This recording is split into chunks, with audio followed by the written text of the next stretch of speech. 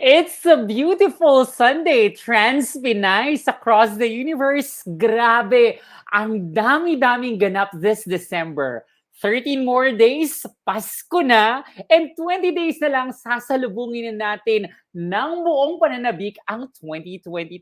At syempre bukas, magaganap na ang most beautiful day in the universe, and we shall witness our rainbow sister, Beatrice Luigi Gomez as she battles and fights for the fifth crown for the Philippines. Pero syempre, bago ang lahat ng ito, i-enjoy muna natin ang December 12 kasama ang isa't isa. Dito sa Day 2 ng kauna-unahang Trans-Pinay Summit, a union of trans-Filipinas that will empower every one of us to become future-ready.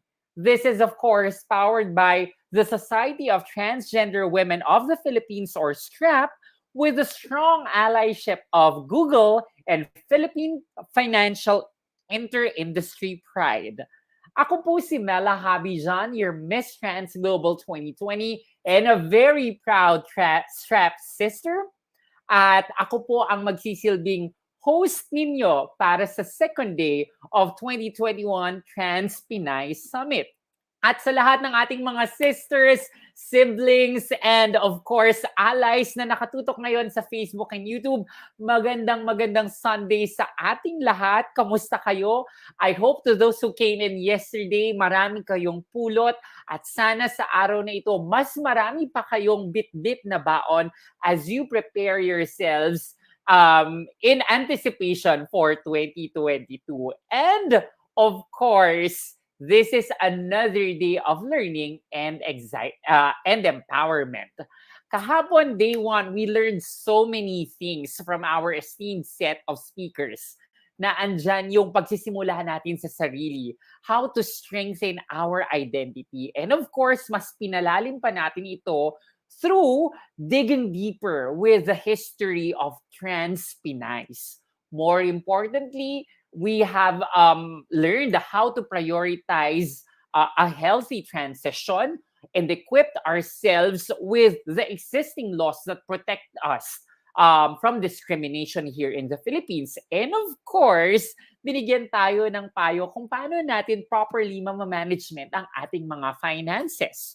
Today, panibagong pagkatuto na naman with a new set of respected speakers ang ating matutunghayan. Pag-uusapan natin ang trans movement and activism in the Philippines. How we trans Pinays can become strong career women. What is a strong Pinay look?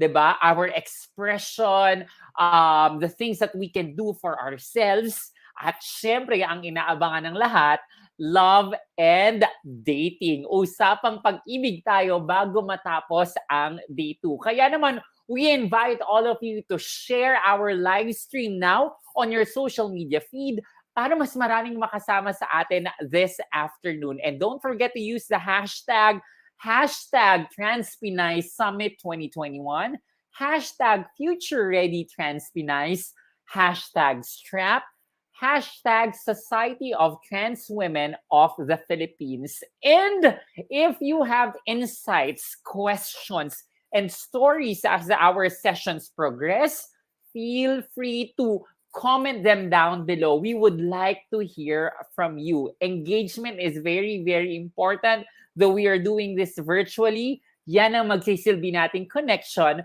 for our summit this afternoon. So ano pang hinihintay natin? Simulan na natin ang magandang araw na ito with trans movement and activism in the Philippines. Definitely, trans people have always been advocates of cultural change and tradition revolution. Because sabi nga kahapon sa lecture ni Professor Brenda Alegre, our identities are rooted from leadership, healing, and connecting with the spirits. And we have been reclaiming these core values as we lead the world with just activism. For example, the worldwide Pride movement that we celebrate every June was ignited by trans women. At dito sa Pilipinas, ipinagpapatuloy natin ang labang ito. And the fight has been stronger than ever. Mas malakas, mas matapang, mas naninindigan tayong mga trans Pinay. And to tell us more about this, narito ang isang babaeng palaban sa isip, sa salita, sa gawa, at sa ganda. She is a trans academic and activist from the Philippines. She is Assistant Professor of Trans and Queer of Color Studies at California State University San Marcos and a Senior Fellow at the Center for Applied Transgender Studies. She earned her PhD in Cultural Studies at Lingan University as a Hong Kong PhD Fellow. Her academic work centers on representations of queerness in Philippine and Southeast Asian cinema and media, as well as issues in trans advocacy, sex work, trans history, and community. As an activist, she has served on the board of ILGA World, the International Lesbian, Gay, Bisexual, Trans, and Intersex Association, as co-chair of the Trans Steering Committee, and was a member of the grant-making panel of the International Trans Fund. She's also a board member of the Society of Trans Women of the Philippines, or STRAP, the longest-running trans-focused advocacy organization in the Philippines. She's also a board member of the Inter-Asia Cultural Studies Society. Ladies, siblings, and allies, let's all give our warm welcome to the beautiful and excellent Dr. Mikey Inton Campbell. Hello and welcome to the transpinay Summit 2021, sponsored by the Society of Trans Women of the Philippines. My name is Mikey Anton Campbell, and I am assistant professor of queer and trans studies at California State University, San Marcos. And my task today is to talk about the history of trans advocacy in the Philippines. Before I dive into our short little history, I like to make caveats and introductions every time I deliver this lecture, because it is a historicizing of the movement. There are some things that I kind of want to remind people about before we dive into, the pre-colonial roots of trans advocacy and trans people in public spaces in the Philippines and globally, but also segue into contemporary trans advocacy in the Philippines and some of the issues that we need to tackle. Okay, so the first caveat that I want to make is that this is a very short, very abridged version of our history. It's not going to be a complete history. We don't have enough time to talk in the 20 minutes that I've been given to talk about the very long history of the global trans movement. So for the next couple of minutes, I will be speaking specifically about trans advocacy in the Philippines. And this history of trans advocacy is also the history of social movements in the Philippines. So while we are tracing the evolution of trans advocacy in the Philippines, we are also tracing the history of the social movements that have shaped these advocacy efforts in the country. Another thing that I kind of want to flag is that this history is not necessarily linear. In other words, it's not always going to be completely chronological. Yes, I've structured the talk so that it's chronological, it's easier to follow. But the history of social movements is the history of ideas and the history of issues. And sometimes these things have an ebb and a flow. They're not necessarily occurring on a, completely linear, completely straightforward line. So I do kind of want to say that the issues kind of become apparent and then they go away sometimes and then they come back. And it's always going to be like that when you look at the history of any kind of advocacy, and any kind of social movement.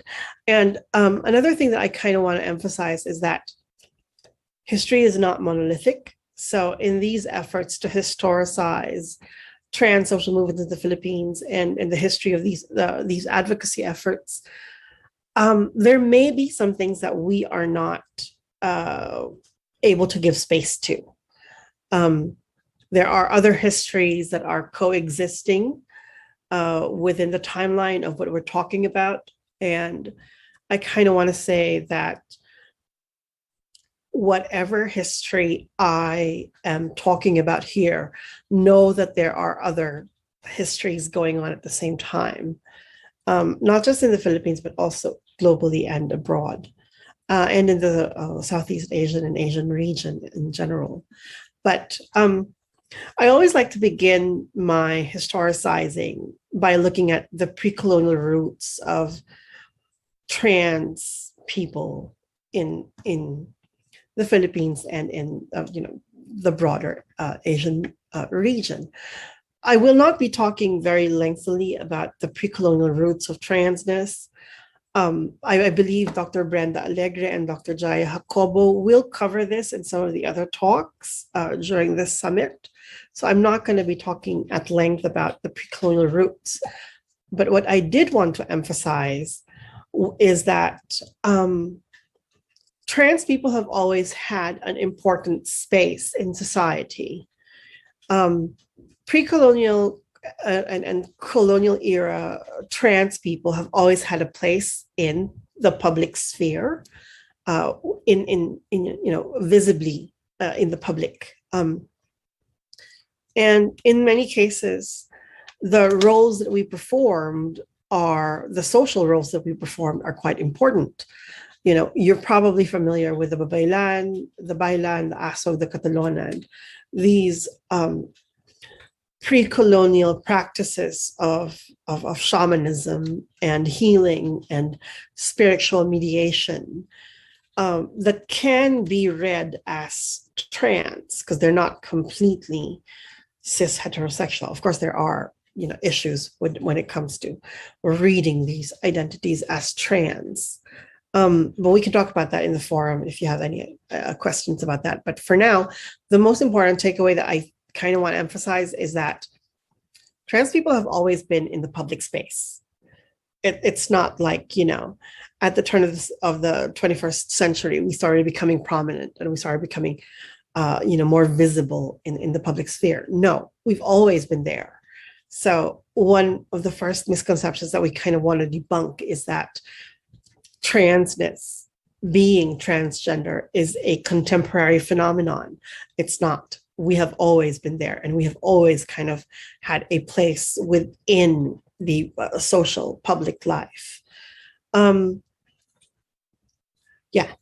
So in looking at trans advocacy, the history of trans advocacy in the Philippines, we have to begin with STRAP, the Society of Trans Women of the Philippines. We were founded in 2002 by a group of 4 brilliant, very independent, very intelligent trans women, initially as a support group. So the original intention of the organization was to just provide a space for trans people to come together and talk about our lives in a safe that was safe, in a space that was welcoming and free from judgment, and in the spirit of sisterhood and brotherhood, of being siblings, of being comrades in the advocacy. So it wasn't initially intended to be, a strong activist advocacy organization. It was originally intended to be a safe space.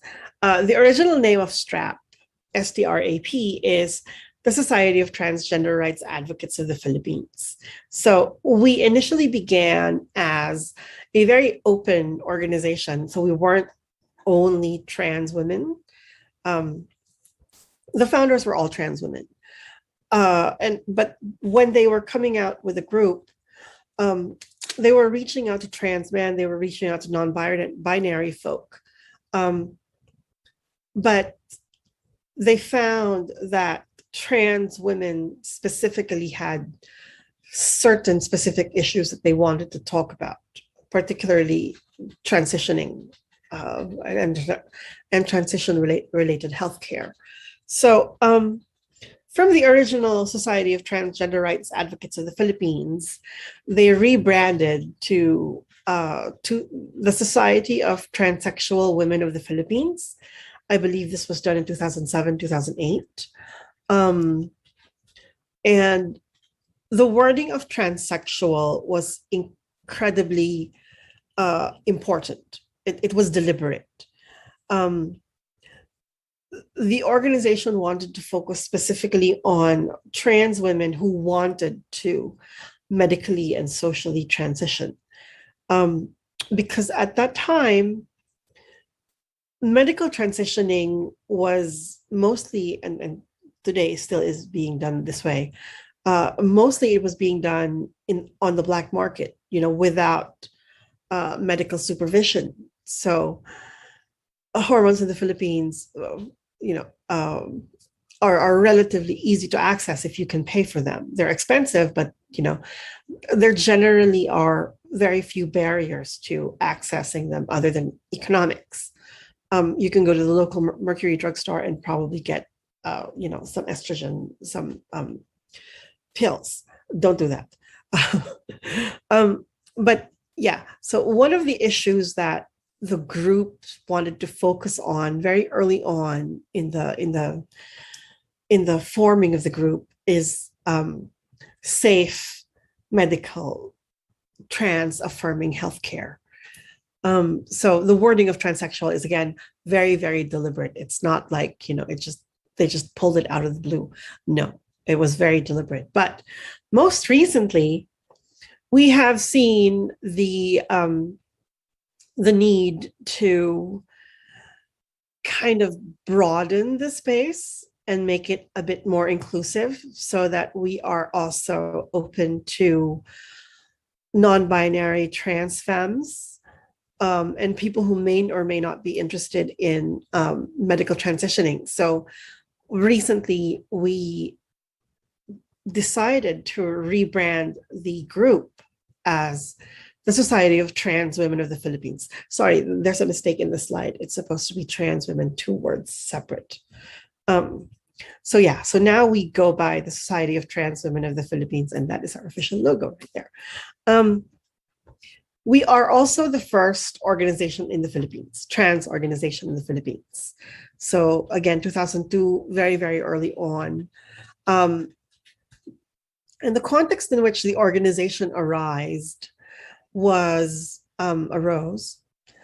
came about was in the context of LGBT activism in the Philippines. We had the first Pride March in Asia in 1994, I believe.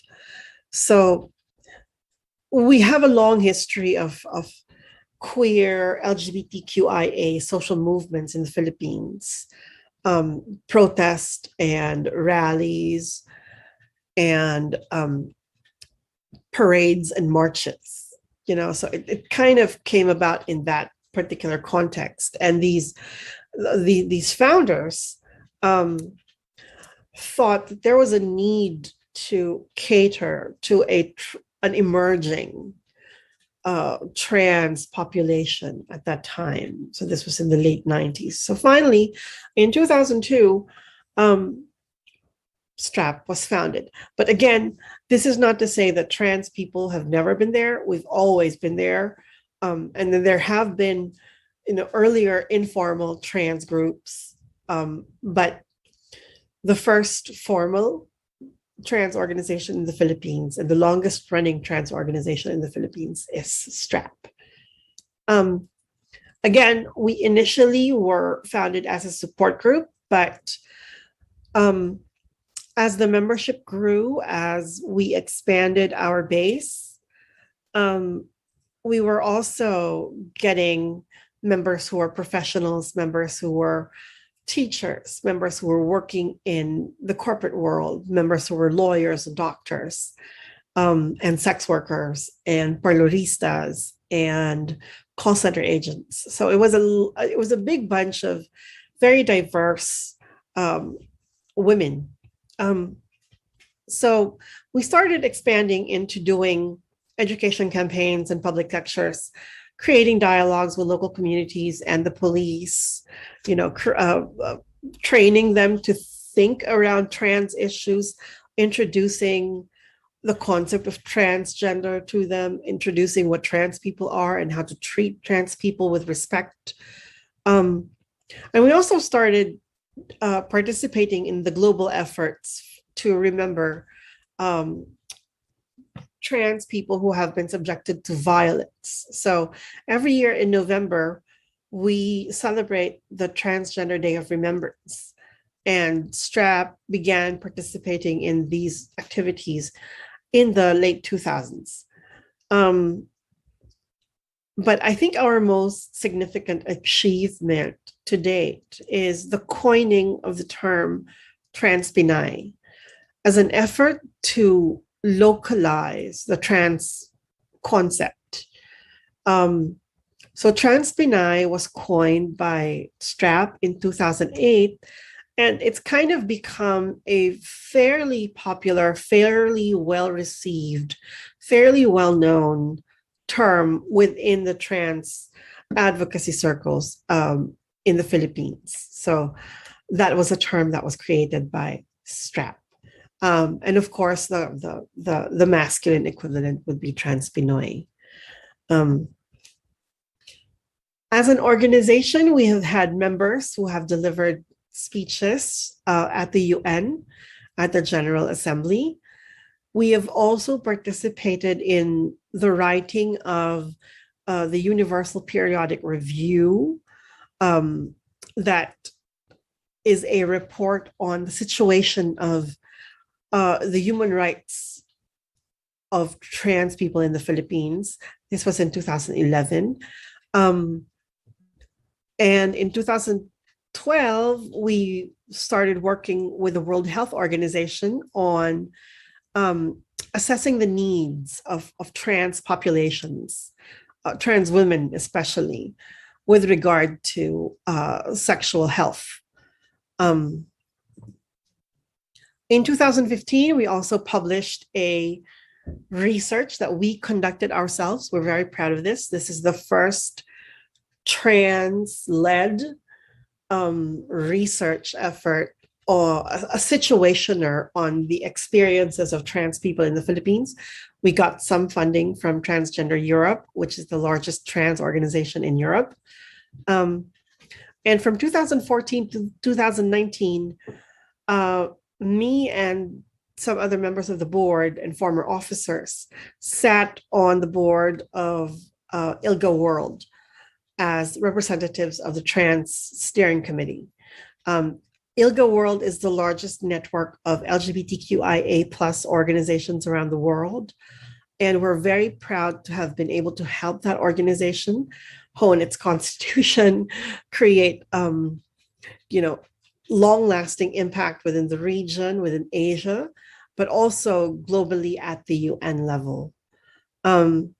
Most recently, in 2020, at the height of the pandemic, we saw the need to raise some funds for our sisters who have been displaced by the pandemic.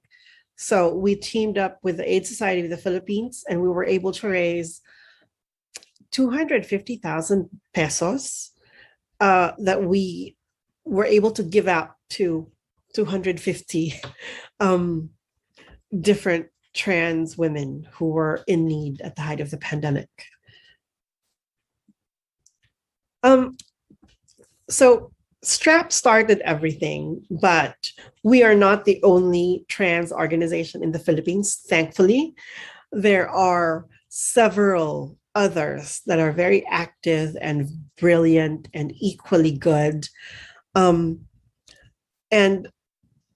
I like to think that STRAP gave birth to the trans advocacy movement, but that's just me being biased. Some other people might not see it that way. But so we have the Association of Transgender People in the Philippines, Colors from Cebu, Ganda Filipinas, founded by the brilliant Naomi Fontanos, Pioneer FDM, also very active, Transman Pilipinas, and then Chase Goes, Transman Equality and Awareness Movement, also based in Cebu, the wonderful Lakambini Network, who many of our members also work with, and of course, Trans Deaf Philippines, catering to some trans people who have a disability.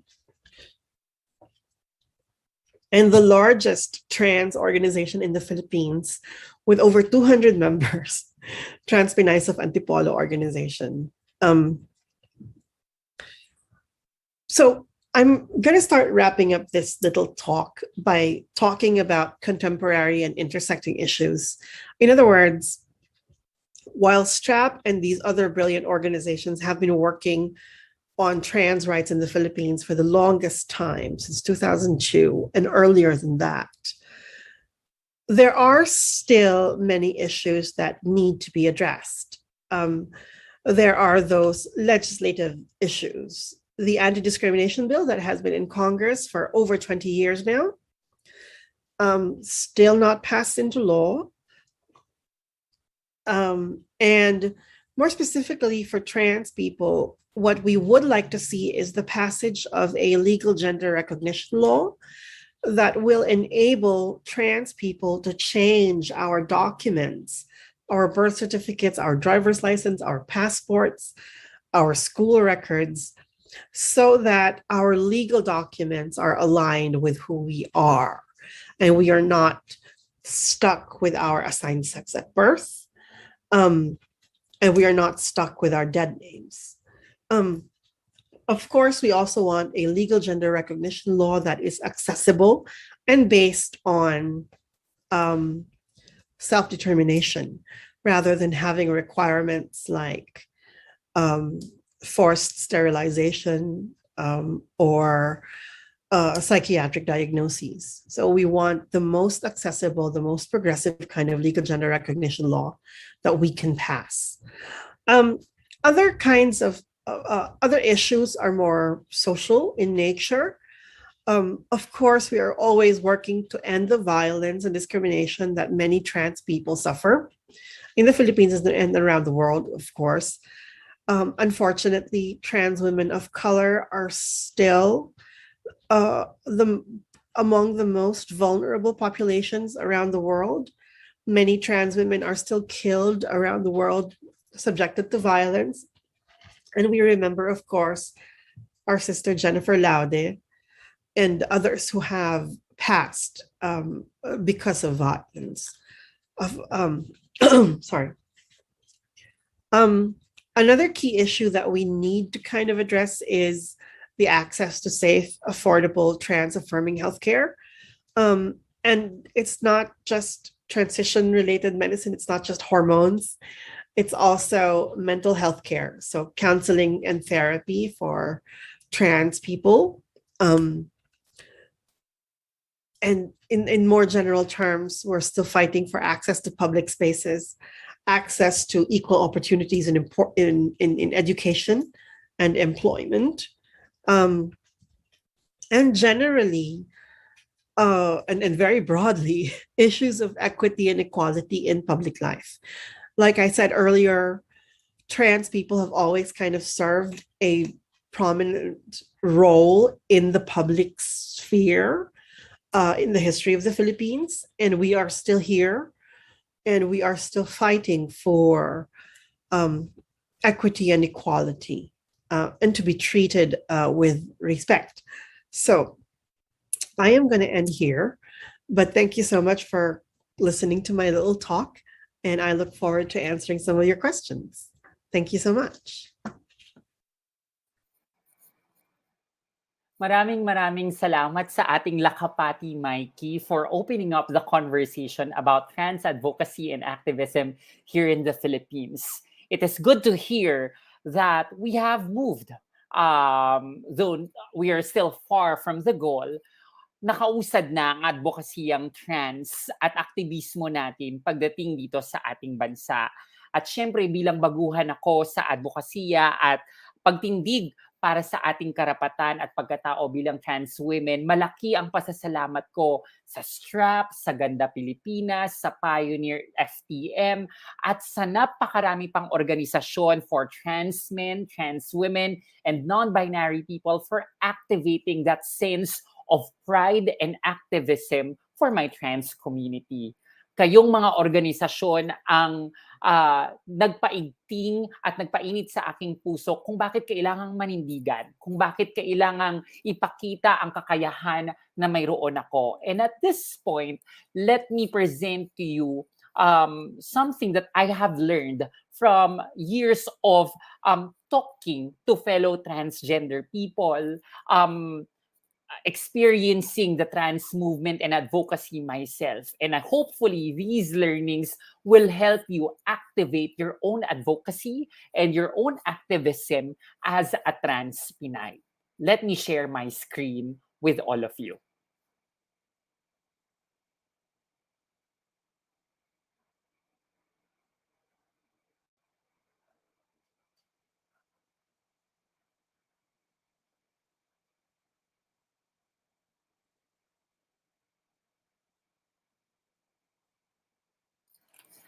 Activism and advocacy.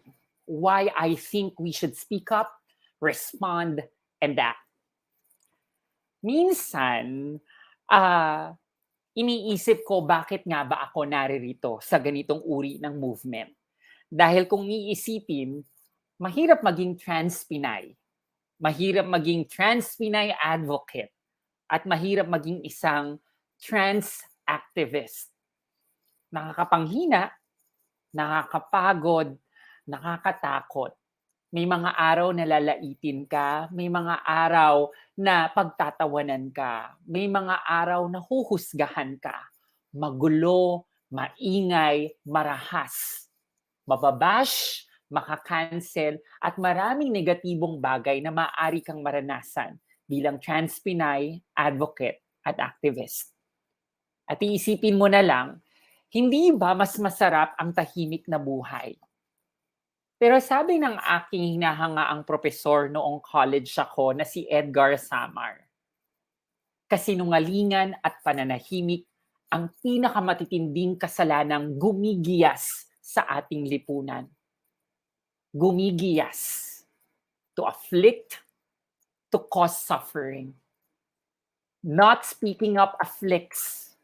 Not speaking up has caused suffering to Filipinos, to transpinays like us.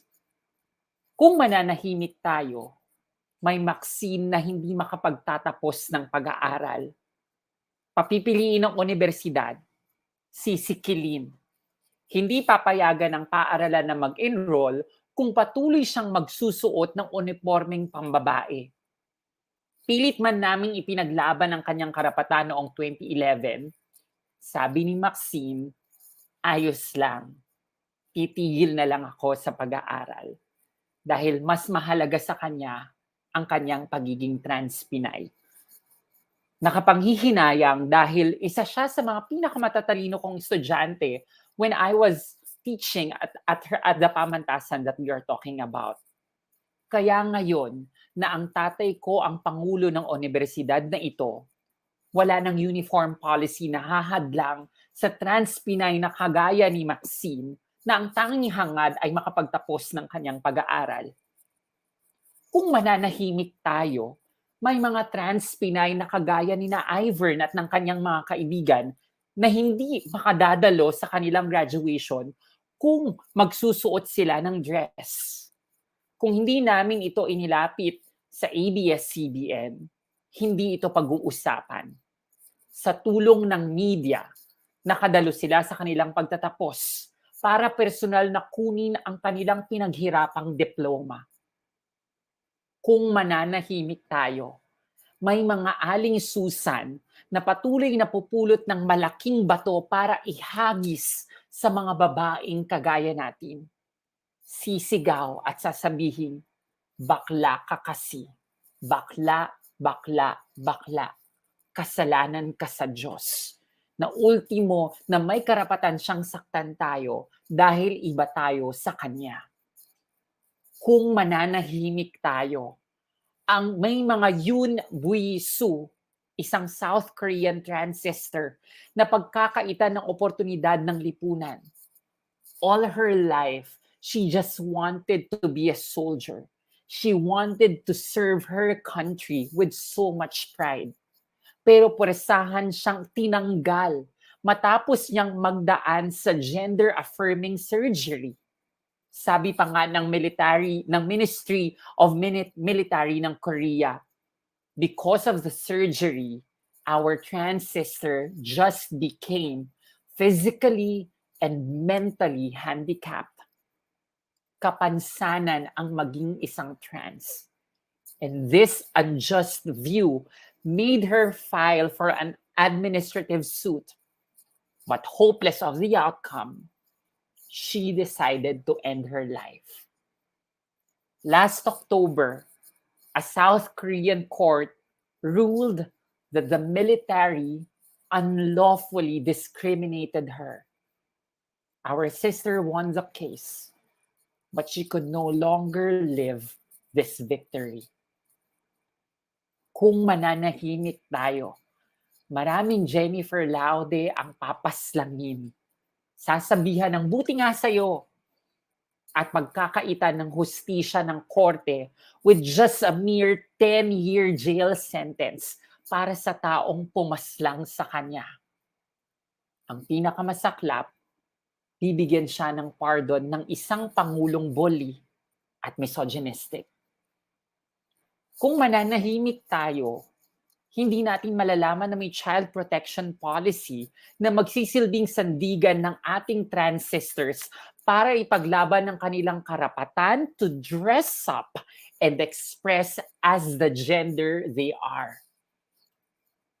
Kung mananahimik tayo, magpapatuloy ang misgendering, dead naming, at pambabastos sa ating pagkatao. May mga Gretchen Diaz, VJ Floresca, at Kalad Karen, maging ang kanyang mga kaibigan, nahahadlangan na pumasok sa women's spaces and free for all public spaces. Kung mananahimik tayo, hindi yayakapin ng multinational and local companies ang concept of allyship, diversity, equity, and inclusion programs, at maging ang mga trans-inclusive policies. Kung mananahimik tayo, wala tayong espasyo, wala tayong safe space, wala tayong kalayaang maging trans. Kambal ang aktivismo at advokasya. Both mean speaking up, being visible, and representing. Advocacy and activism mean standing up for what is just, for what is right, and for what is human. This is why, as trans Pinays, we should be advocates. We should be activists. Because to be an advocate is to regain dignity that we trans people have lost. Mula sa lecture ni Dr. Brenda Alegre kahapon, during the pre-colonial Philippines, cis and trans women were equal with men. We were celebrated, and we could even be community leaders. We were babaylans. We could heal, and we could connect our communities with the divine. To be an advocate and an activist is to inspire people like us to confidently own our identities, because clearly there is nothing wrong with us. There's nothing wrong with being trans, with being LGBTQIA+, because trans women and trans men are persons. LGBTQIA+ people are people. To be an advocate and an activist is to tell the patriarchal world how oppressive and unfair it has been to us. With society mocking us, with men killing us, with companies rejecting us, with parents disowning us. Being an advocate and an activist means we can end these. To be an advocate and an activist means to stand by our worth. As a trans woman, nakikita ko ang aking sarili bilang isang superhero. I am meant to transform traditions. I am meant to transcend boundaries. And I am meant to translate wisdom. The question is, how can we become advocates and activists? One, simply by living, by being who we truly are, by taking pride in our being trans, because that is a clear message to the society that we exist. At mas lalalim pa ang aktivismo at ang ating advokasya kung gagamitin at pagyayamanin natin ang ating talino at ang ating talento. Use our gifts to be our best selves. Cultivate and enhance them, whether it be singing, writing, speaking, sciences, maths, fashion, beauty, craftsmanship. Always be good at what you are doing. Shine the brightest so that everyone can see how beautiful you are. We can also become activists and advocates by talking and meeting and listening to other trans sisters. Makipag-usap, makisalamuha, magtanong, makinig. Because these develop empathy. Tandaan, kahit hindi natin nararanasan ang isang bagay, hindi ibig sabihin hindi ito totoo. When we understand other experiences, even if we don't experience them, it enriches our views of the world. Iba-iba ang uri ng transgender people. Iba-iba ang katawan at muka ng trans people. Iba-iba ang karanasan ng trans people. We are all unique in our own ways, and we can learn from one another. Lastly, do not be afraid to speak up on issues. But make sure, before you make a stand, read, gather information, process them, and when you're ready, speak. May makikinig sa'yo dahil may nakikinig na sa atin.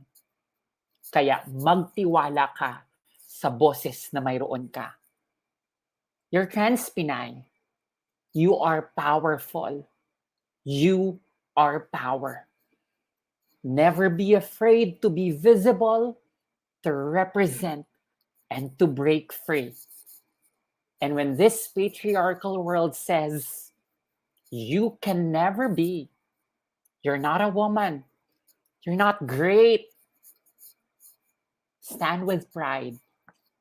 Smile. Flip your salon-tastic hair and say, watch me. Mabuhay ka, trans Pinay, dahil may buhay ka, trans Pinay. Pahalagahan mo ito. May tinig, magsalita. Tumindig dahil may paa. Magmahal dahil may puso. Dahil tao ka, kapantay nila. Maraming salamat po. And now, let us call back our Lakapati Mikey for a simple discussion. Hi, thank you so much for having me back. That was wonderful hearing you talk. It's amazing. You are amazing. Thank you so much. That means a lot to me, especially coming from you. And you inspire me. You inspire me. You're one of the women I look up to because you were ahead of us. At itong bagay na nararanasan ko ngayon ay pamana. Pamana na dapat nating ipasa sa mga mas bata sa atin. And we were talking about Albian and how great she is. At ang sabi mo nga kanina, ang payo mo ay sana hindi niya maranasan yung mga bagay na naranasan mo before. And having said that, how do you feel about the advocacy and activism of trans people in the Philippines? Like what you said, tulad ng sinabi mo, we have come such a long way. From 2002 when STRAP was first founded to today, trans women are more visible. Discourses of transness are better understood. You know, journalists write about us using our actual pronouns and actual names. I mean, there are still continuing problems, of course.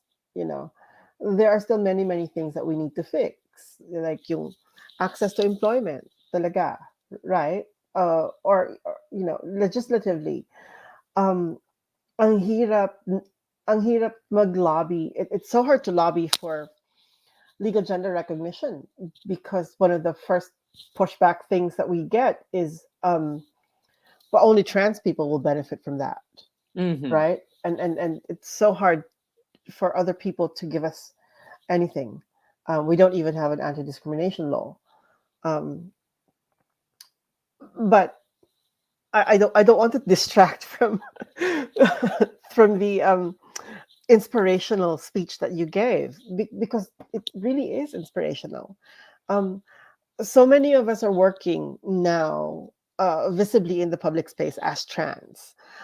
sometimes as advocates, or just, as trans people out and about in public, you know. Um, so we've gone a long way, yes, but there's still, a long way to go. Yeah. The- There is a long way to go at maganda na sa puntong ito ng buhay natin, mas marami tayong nai-inspire na magpatuloy ng advokasiyang ito. But of course, there are people who would simply say, ang hirap. Mahirap yung ginagawa nyo. Eh, busy akong tao. Oo. 'Di ba? Busy akong tao. I have a day job. I have a household to think about. 'Di ba?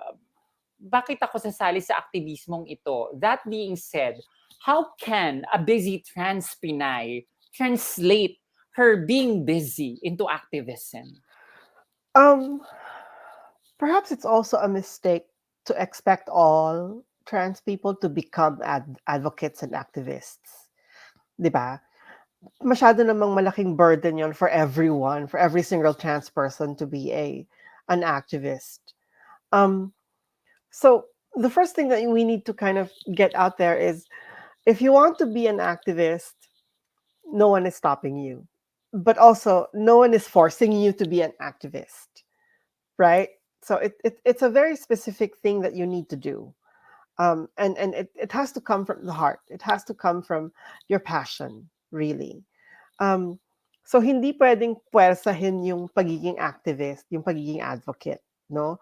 And you don't need to join STRAP, you don't need to join other organizations to be an advocate for yourself as a trans person, right? So start with your family, start with your friends, start small. You don't need to you don't need to go to the UN and start talking about trans issues there. Start where you are, and see what's happening around you and advocate for yourself. That's where it begins. But again, the thing that I want to emphasize is take care of yourself as well, Mhm. um, because it is a difficult road. It is difficult to be an activist, and it's a lot of mental labor, and many times these are not paid for. These are voluntary things that we do. So if you're unable to take care of yourself, how can you take care of your sisters? How can you take care of your community? Right? So I want to emphasize, taking care of yourself first, being an advocate for yourself first, right? And then broaden it. And the other thing that I want to kind of emphasize is that you are not alone. There Mhm. are many, many groups out there who are ready and willing and wanting to take care of you and have you in our spaces, right? So reach out to any of these groups. If you're a trans man, contact Pioneer FTM, contact Transman Filipinas. If you're a trans woman, come to STRAP, come to Ganda Filipinas. Come to these organizations. We want you. We want to be able to support you. Um, so yeah, thanks. Thank you so much for stressing those things out, Sis Mikey. Number one, very important talaga na magsimula ka sa sarili mong espasyo dahil yan yung directly na nakaka-affect sa'yo. That may look like it's a small space, but that space is crucial for you to grow. And maybe by looking into that space, merong makakakita sa'yo na Yeah. kapitbahay, may makakakitang kaibigan, may makakakita na tao sa paligid mo, and they will also join you. And thank you for reminding us that we are never alone. And this may look like a difficult fight, but it is a fight of a community for a community like us. Sabi nga ng ating kaibigan, ng ating kapatid na si Melay, a trans woman stepping out the door to go out into the world is already activism. So the moment you live by it, you're already an advocate, you're an activist because being trans is a revolution in itself. Ito naman, Sis Mikey, ang tanong, of course, merong mga mahiyain. Meron tayong mga sisters na, ay, wala naman akong malaking following or hindi naman ako kilala or malayo ako sa Metro Manila. How can trans Pinays who are not part of the mainstream space contribute to activism and advocacy? I don't know. Ang hirap ng tanong. Um, Totoo naman that activist circles usually tend to gravitate towards the urban centers, towards Manila, Cebu, Davao. So anong gagawin mo nga, no? Kung nasa isang probinsya ka na walang internet, anong gagawin mo? You have to have a support system. Know that activism is advocating for yourself talaga. It has to begin there. So talk to your parents, talk to your friends, find a teacher who supports you, you know?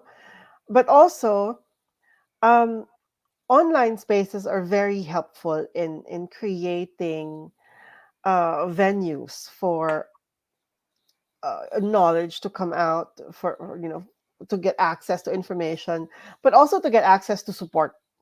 um Maraming mga groups on Discord, on Facebook, dati Yahoo groups pa. My God. Nabutan natin lahat Ang yan. edad. But um I understand that access to the internet in the Philippines is very difficult, especially in the rural areas. So that is one specific thing. And we do have organizations who work specifically with rural uh, um, and urban poor spaces. No, merong Galang Philippines. They work with lesbians. They work with trans men.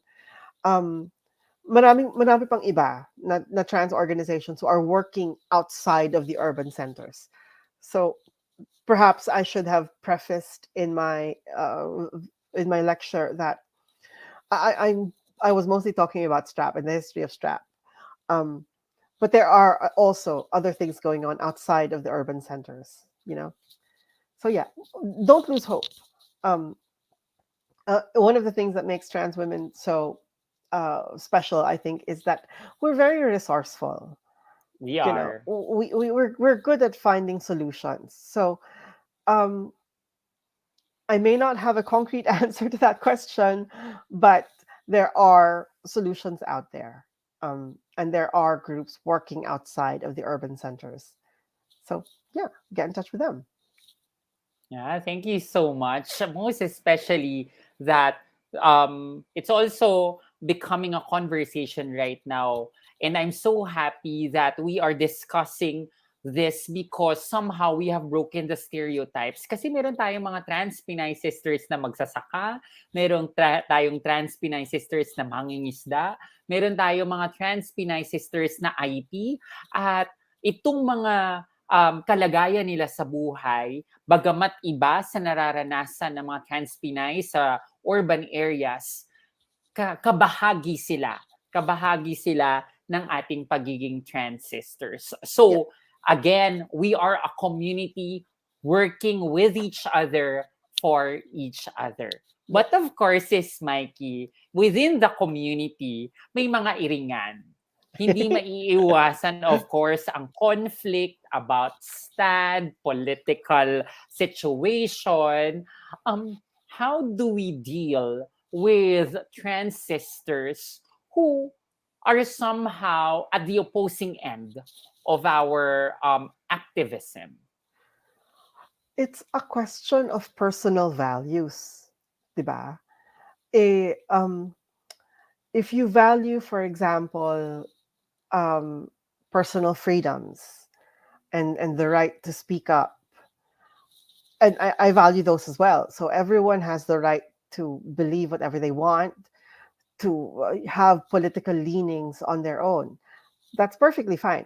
But you have to kind of calibrate the values and think of the track records of people that you support, right? So if you're supportive of authoritarianism, that doesn't make sense from a Mhm. trans activism framework, because fascists go after trans people. Fascists go after people who are not considered normal.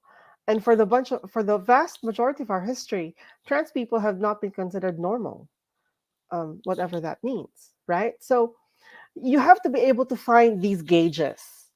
And again, this is something that you don't need to do alone.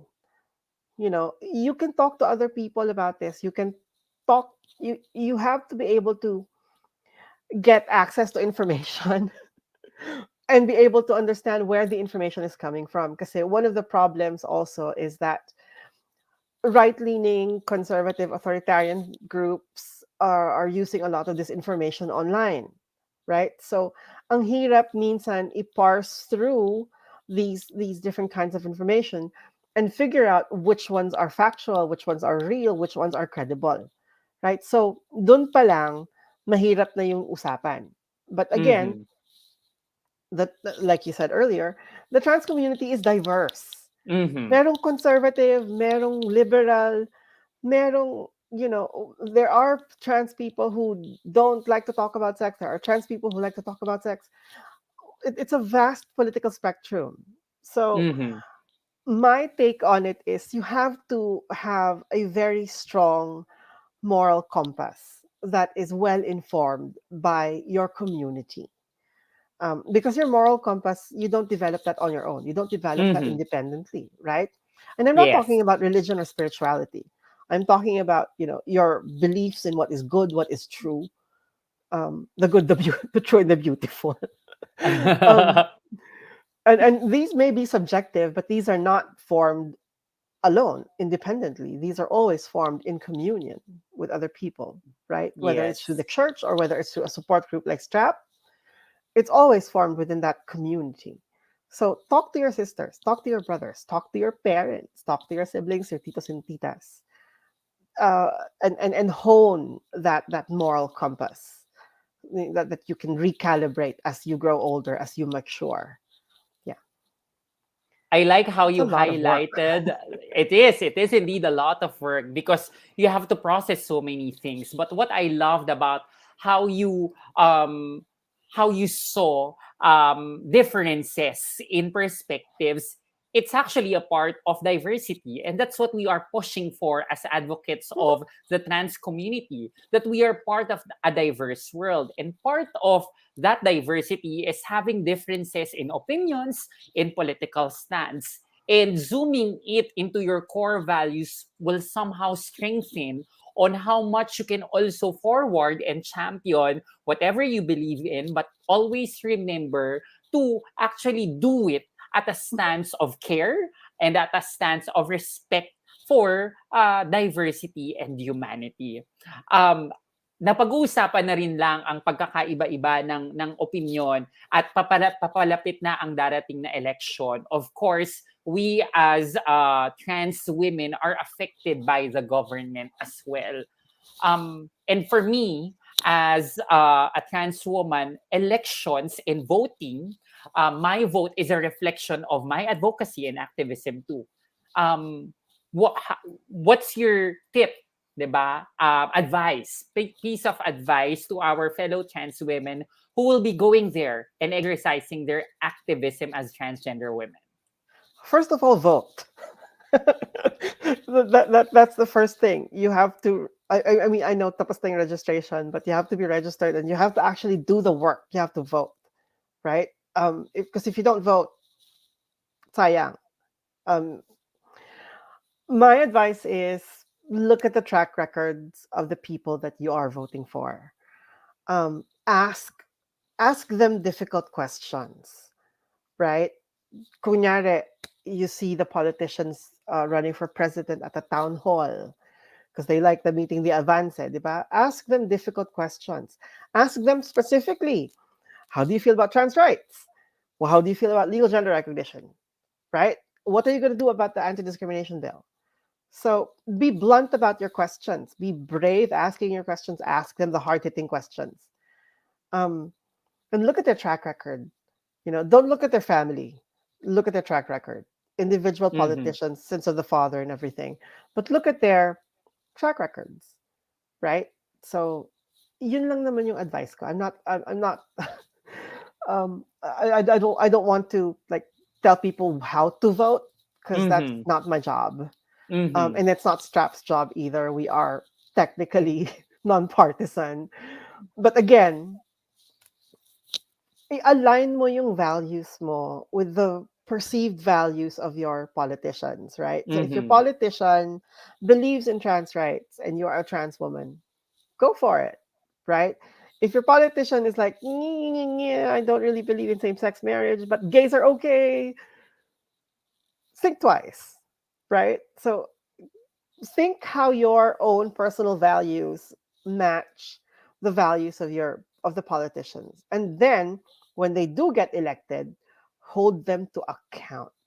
Mm-hmm. That is also very important. That's the last step in it, right? So Yes. once they are there, let them know how they're doing. If they're, effing things up, you have to let them know. That is what the community is for. That is what Mm-hmm. the freedom of speech is for, is to tell the government that they are not doing a good job of their jobs and that they need to do better, right? So exercise that vote, exercise that voice. So be an active voter. Um, Yes. Before voting, inquire, ask the tough questions, do research about the people who are running, align your values with their perceived values, and of course, after the elections, that's where activism and advocacy continues. You Yes. need to hold the winners accountable to their leadership, to their promises, and to their jobs as Yes. leaders.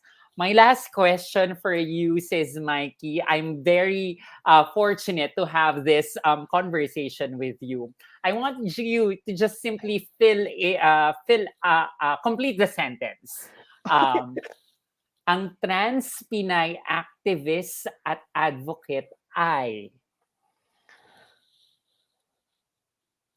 Um, I'm a bit off. I'm caught off guard, but ang trans Pinoy activist ay matapang. Before anything else, tulad nga ng sinabi ni Melay kanina, the very act of existing in public as openly trans is an act of subversion, is an act of activism. And this goes way back 70s, 90s. Um, Sandy Stone wrote the Post-Transsexual Manifesto, where she writes, the trans people have to be visibly trans. They have to own their identities. They have to take up space, sabi nga ni Miss Universe. Mhm. Diba? So it begins with a little bit of bravery, just the tiniest bit of courage, um, and kapal ng mukha.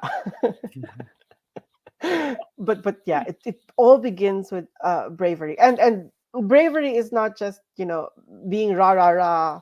It's also bravery in terms of asking for help, because one of the reasons why I joined Strap was I needed help.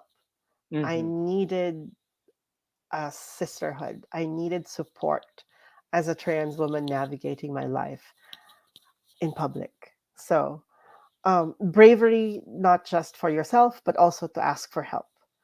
Yeah. Thank you. That's Maraming a really good salamat sa question. maraming salamat sa inspirasyon at thank you so much for allowing me to ask those questions no matter how tough they sound like. But I'd like to believe that we learned so many things from you at maraming salamat dahil isa ka sa dahilan kung bakit maraming matapang na trans Pinay na kagaya namin. Thank you so much, Lakapati Mikey. We'll see you again really, really soon. And I I know hope to you see you are too. waiting for the final session, which is about love and Yes. dating. I know Oh, you're yes. excited about I that. am going to stay up for that. Thank you so much, Mela. Take care. Sharing Take a space care. with you, it's so lovely. Thank you so much. Salamat. Thank you. Again, that was Dr. Mikey Anton Campbell sharing with us her experiences on activism and advocacy as a trans Pinay. But of course, another platform of revolution for trans Pinays like us is career. Kung dati, limitado ang ating oportunidad, ngayon, unti-unti na tayong nagpapatunay sa iba't ibang mga larang, whether it be medicine, academe, law, corporate, military, sports, business, talaga namang lumalawak na ang mundo natin. We have reclaimed our spaces to dream and become, and we have been unstoppable. So this afternoon, we shall be equipping our transpinay dreamers starting who are starting off their careers now, from CVs to interviews, to performance at work, having goals. Lahat ng yan maririnig natin from our trans sisters making waves in their respective industries. They aren't Spice Girls, but surely they will help us all in spicing up our lives. First up is our ate, our queen, the executive director of STRAP, Ate Rain Villagonzalo. With her expertise as an HR recruitment professional in a global financial firm, I'm pretty sure ang dami-dami nating matututunan mula sa kanya. Then we also have the global diva herself, Miss Rica Paras. Rika is a technology solution architect senior manager at Accenture United Kingdom. The former ASEAN LGBT lead, Rika collaborates with different inclusion and diversity LGBT leads in Philippines, Indonesia, Malaysia, and Singapore. In her home country, our beloved Philippines, she was able to implement LGBT gender neutral restrooms and gender neutral dress code policy in Accenture sites across the country. Rika is also the former chairwoman of the Society of Transgender Women of the Philippines and is a national spokesperson for Ang Ladlad Party List. She regularly appears on Philippine TV to speak on the current situation and issues that affect the lives of LGBTQ plus Filipinos, and was the first transgender woman to participate in Pinoy Big Brother. And last but definitely not the least, we have the tech super goddess herself, Miss Melay Lopez. Melay is a program manager in a global tech company where she is active in the employee resource groups for the LGBTQIA plus community. Melay is also an active member of Pride at Tech, a group of LGBTQ plus members and allies from the tech community here in the Philippines.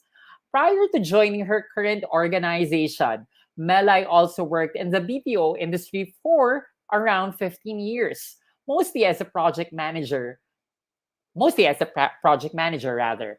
She was born in Cagayan de Oro and but has been based in Metro Manila after moving to Ateneo de Manila for her college education. So without further ado, here are our queens ready to occupy their thrones.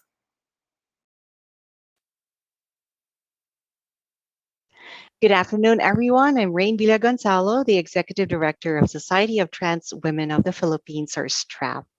Welcome to today's session, Career Talk and Workplace Readiness Tips for Transpinies. Let me start my screen share. All right. This is for all of you who have plans of becoming part of the workforce, or for all of you who are already part of the workforce but would like to get some tips on how to navigate through your career and in the organization that you are a part of. I will be joined by my esteemed colleagues as we go through these subtopics. First, I will be covering the resume writing and job interview tips. And then the building a career and navigating in the workplace as a trans Pinay will be handled by Rica Paras. The workplace diversity, equity, and inclusion and its impact on trans Pinays will be discussed by Melay Lopez. And finally, the diversity, equity, and inclusion in the Philippines, it will be discussed by Jay Banzagales. All right, to start off, let's talk about where to look for job openings. As a college student or a graduating student, you can actually find these job openings in your university or college career and placement offices. You can also find job announcements by some major organizations in the newspaper ads, although it's not that very common anymore.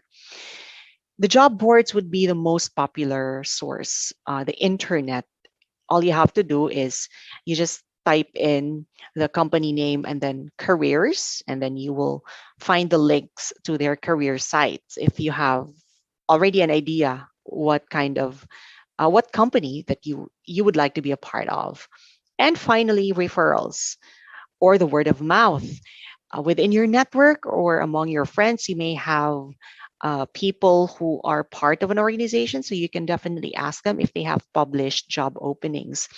And in that conversation, also, you can already tell, or you can at least have a glimpse of the type of organizational culture they have. Another tip when looking for job opportunities would be to keep your focus. Um, Having a directed and targeted approach in looking for the kind of work that you want, or the line of work that you feel passionate about, would really spare you from, getting desperate, and also, getting too exhausted in attending interviews or preparing for interviews or submitting applications. It would be best to prioritize and target a specific company or an industry. Would also help if you have a set of criteria on the line of work that you are aligned, or you are passionate about, and then from there you will start looking for the job openings related to that kind of work. And of course, you can only do that if you do your research, so you have to also do your part in doing your homework, get to know more about the job description, the line of work, and then the company that you are applying for, so that you can visualize yourself working in that company. You can imagine how it feels like. Like, do you align?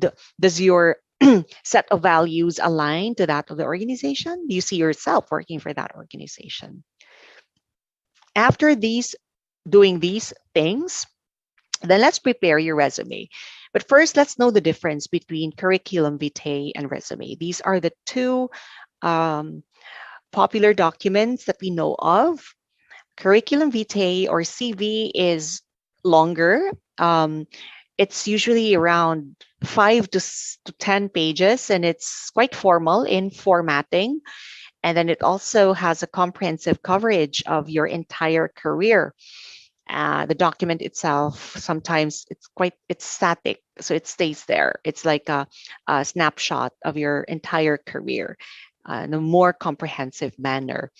Resume, on the other hand, is shorter, usually around 1 to 2 pages only, and it doesn't really have a format rule, and it's very customizable, even to the extent that some people even show their personality in the resume, or even their creative side. They actually showcase that in resume, and why not? I mean, that's a document that sells yourself to the company, so it's only right that you make it customizable and tailor fit. The main tip in writing your resume is to remember that recruiters will only look at these 5 things, actually. The interview is quite short, 30 minutes to an hour. And recruiters, sometimes they don't have they don't have the time to review everything. So they usually take a look at, of course, your name, and then the current title and company, and then your current position, the details of your position, and the start and end dates of that. Your immediate previous position is also reviewed because that's irrelevant information. And then finally, education. So make sure that your resume contains very comprehensive details, brief and concise, but complete in all of these parts. Let's talk about the content and structure of your resume. So, of course, it has to have a career summary. Career summary is usually at the topmost part of your resume, and it should not be more than 3 to 5 sentences in total. So it should just be a very what do you call this? A very comprehensive storytelling of your career highlights, especially the major skills and competencies that you would like to highlight. Education, of course, make sure that it shows the most recent and the highest educational attainment, and then the course and the year graduated. And then the work experience should be very comprehensive but brief and concise. You may add the following only if they add value. So you can also put some information around any honors or awards you received from the firm or from the industry, any relevant courses or related skills and experiences that you would like to highlight, if only if it adds value though. And finally, volunteer activities and experience. This is also something that you want to highlight because this will also this can also speak a lot about how you are able to manage your responsibilities and still have the time to devote to these volunteer work. It speaks a lot about your character and your dedication. Always keep in mind that you have to format your resume wisely. Do not bombard it with a lot of information. It has to be friendly to the reader. Always put yourself on the shoes of the person who will read it, like the interviewer. So make sure that it's well balanced. The spaces are on your resume, making sure that it's not lopsided on one side. The text is not very heavy on one part. Make sure that it's very well balanced and formatted. And of course, use professional photo. It's a it's a non-negotiable. You really have to use professional looking photo. It doesn't have to be very fancy and all. Just make sure it's a professional, it's a photo that depicts professionalism. When you identify accomplishments, make sure that you quantify them. So you have to make sure you have data, you have numbers perhaps, or the results would be very important. And also, you would rather want to identify your accomplishments per role instead of just describing your job description or what you do. So identify accomplishments, not job descriptions, as much as possible, and quantify your accomplishments. Ensure accurate information, of course. Make sure these are truthful and factual. And finally, proofread. You can also ask your friend or someone else to read the document and ask feedback, how it's like for that person to review. Is it, comprehensible? Is it just the right amount of words in it? You can also gather feedback from a couple of people and then you go on to edit them accordingly or if needed. All right, we're done with the resume writing, so we can now go straight into the job interview tips. The job interview tips I have would be the top 5 items you have to remember, or the acronym PODAC or PODAC. It's easy to remember, PODAC or PODAC.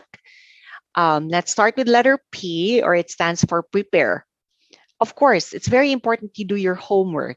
Review the job description and role requirements. Some of the interviews now, or maybe all, are done virtually. So, and even so, you still need to dress appropriately. So, in an interview, at least in the top upper part of your garment lang, pwede naman yon. But still make sure that you are appropriately presenting yourself through your outfit. It has to be professional looking. Always remember to be in the interview ahead of time, at least 5 minutes, but not too early though, or else you are also putting the, the interviewer or recruiter in a difficult situation. So again, prepare, do your research, make sure that you are well prepared before the interview. Next is letter O, or open. You start with a greeting by introducing yourself also, like, hi, hello, how are you? And perhaps when you introduce yourself, that's one way of opening yourself to the interviewer or the recruiter, but do not talk too much. Always be very conscious about the length of time and the number of words, the number of sentences that you use when you are asked to introduce yourself. Don't be too comfortable and don't feel too close or get too chummy with the interviewer. Always maintain that professional disposition when you talk to them. And you can also tell if the interviewer wants to skip to the next question or wrap up your answer to that particular question through the nonverbal gestures. So do watch out for it. You can sense so that it will guide you if you should already stop talking and move on to the next question. Letter D is develop a connection. So this is building rapport. It's important to engage with the interviewer or with the recruiter because this impression on being able to connect well will really last. And you'll never know. It's actually a make or break sometimes. It's the tiebreaker when there are a couple of candidates being considered. So you ask questions like how's your day or how are you, but make sure na hindi very intrusive na mga questions. A very generic lang that will ask them how they're doing and or how they are because you'll never know. The interviewer or recruiter might really appreciate something very simple as a how is your day or how are you doing today. And then of course follow the interviewer's lead. You can also tell if the interviewer wants to direct you to a specific topic or would like you to just quickly respond to a question and then move on to the next one. You can sense it. So make sure that you follow their lead. Do not control the interview. Do not control the conversation. Make sure that you really respect whatever the pattern or the flow that they want to take. Because of course they're the ones assessing you. They're the ones who are part of the selection panel. So you just really have to make sure you give them the control. Next is answer concisely and precisely. You can follow the STAR format for this. STAR stands for the situation or the task, the action, and the result.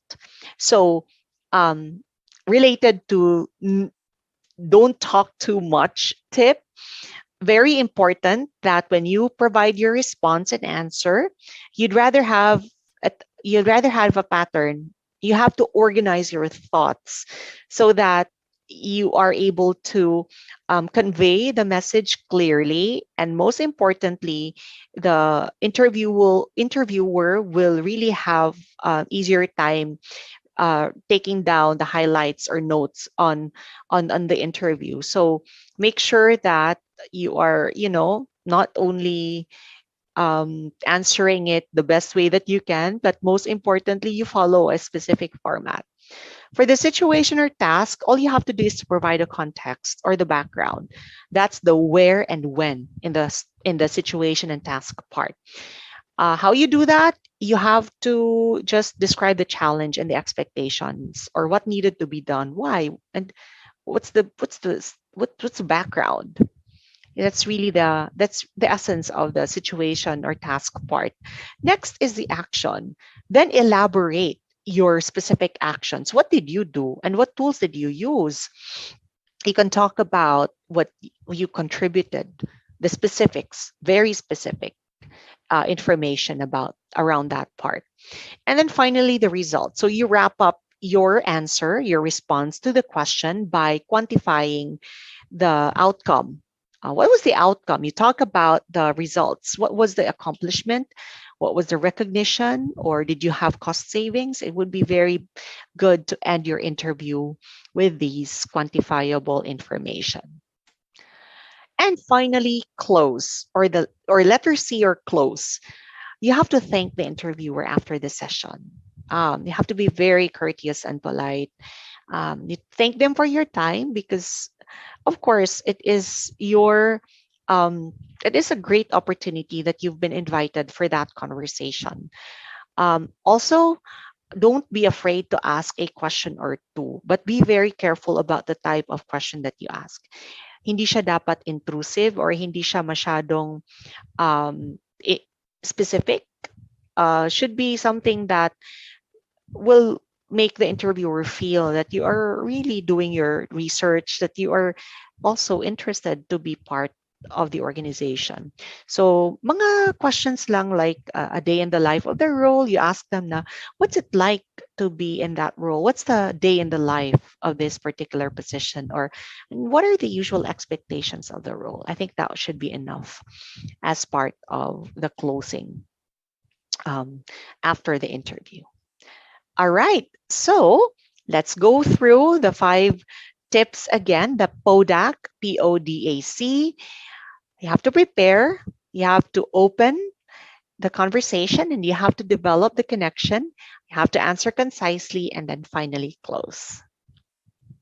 Now let's move to the next topic to be discussed by Rich Paras.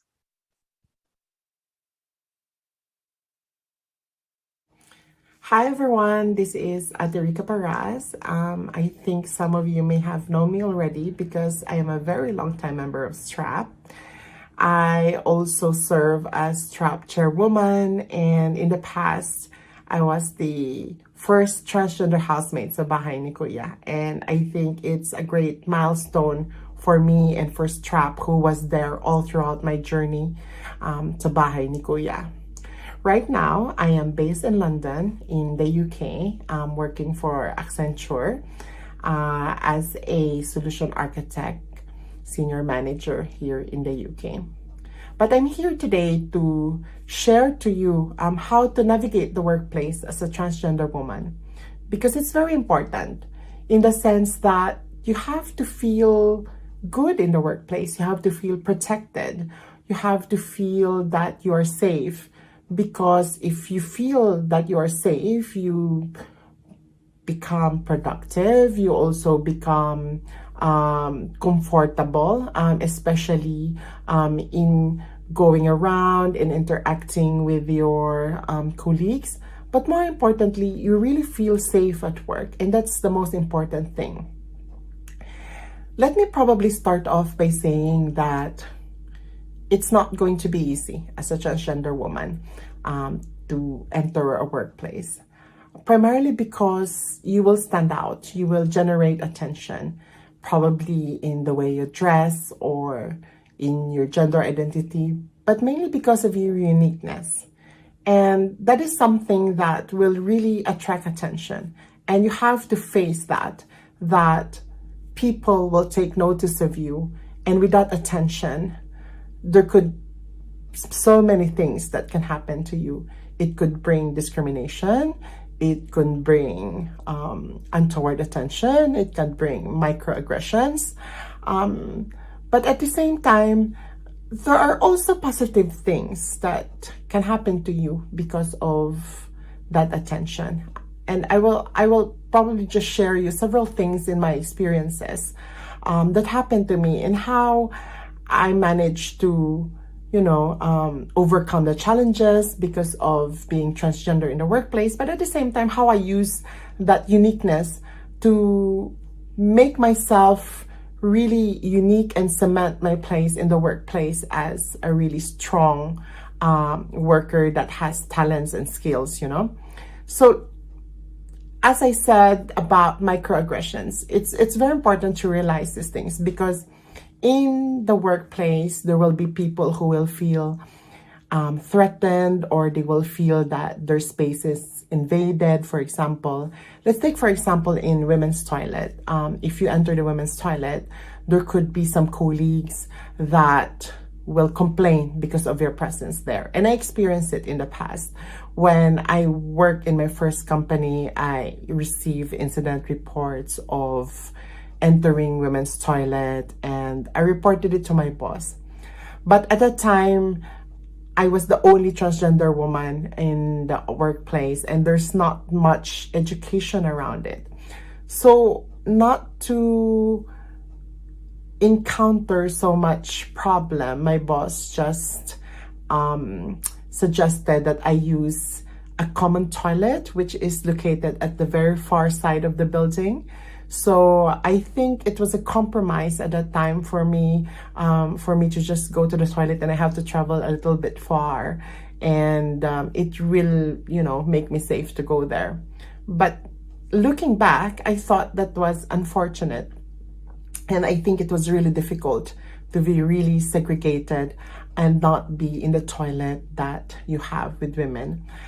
I think it's very important to note now that the situation has changed in the modern times, primarily because a lot of companies would have anti-discrimination policy that protects transgender people, especially.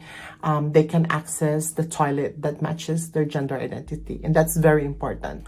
The next point that I want to discuss is pronouns and making sure that people recognize the preferred name that you use on a daily basis.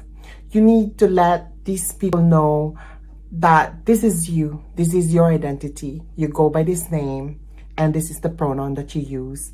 And people should respect that, because respect is very important. Respect in the sense that they recognize you as a person, they recognize your identity. And you have to make that known to people, because people should recognize you, but at the same time, people should hear from you. You should speak up for yourself. You should speak up that this is the preferred name. This is the affirmation of my life, the name that I go by day to day. And this is how people should recognize me. And I think it's very important for you to bear yourself to your colleagues, in the sense that you're honest, in the sense that you really want them to know your gender identity, and I think you want to correct them and to properly address you and guide them how to address you properly. That is also very important. Now, the thing that I want everyone to realize is that you're not alone in your battle in the office. You don't have to fight every battle that you have. There are definitely people who support us and who are very sympathetic of us, and who believes in the rights of everyone, who believes in the right of the transgender people. And you can find these people around. For example, in your LGBT Pride network, in your companies, or you can also find colleagues who are very supportive of us. And I think it's very important for you to be able to know them and to network with them, because when you are not in the room, or you are not there to speak up for yourself, these people speak up for you. And it's very important to realize these allies that we have in the office. And it's important that you know them. You make yourself known. You make yourself be available for them, so that you can also educate them, so that they know what to say. They know how to defend you. They know how to speak up in behalf of you when you are not there, for example. So it's very important to have network. It's very important to understand the different policies of the companies, especially in protecting transgender people in the office. So for example, if they support the use of preferred name and pronouns, for example, they have policies that protects you against discrimination. But more importantly, transgender healthcare. It's very important to realize what level of support the company has for you. So for example, does the company support hormone therapy, or the company support transition needs like counseling, for example, like surgeries, for example, to do hair removal, to have breast augmentation, for example. So these are very important things that you should understand what level of support your company is extending to transgender people. And if it's not yet happening, it's very important to work out with HR or where your inclusion and diversity team, so that they can help put together these kind of policies that cater to you, that you really need to make sure that you have better and quality life that protects you in terms of your health. So that's really, really good. And lastly, I wanted to close this talk with probably a message to everyone that yourself is non-negotiable. Being authentic is very important at work. There's no point of hiding or going stealth because you're afraid or you don't want your identity to be discovered. It's very important to speak up because sooner or later, people will, dig into some people's personal details, or you will have to just be able to reveal yourself. And I think the most important thing is to really present this authentic self in the workplace. People should work with you, recognize you, love you at work for who you are. And it's really a great feeling that people recognize you for the authentic you. And for you to be able to go there so comfortably, bringing yourself at work, bringing your authentic self at work, I think is something that really makes going to work worthwhile. But more importantly, it's an honor to yourself that you are bringing yourself everywhere, in your family, in your work, in your social life. And it just makes you more holistic as a person. And I think that's the essence of really being strong and being true to yourself, that despite all the experiences that you have, all the challenges and all the trials that you have went through, you're putting all this strength and put yourself to become that person, and introducing that person at work is really impressive for me because it's a sign of strength. It's a sign of authenticity. And I think it's lovable for everyone who will be around you because you're so honest.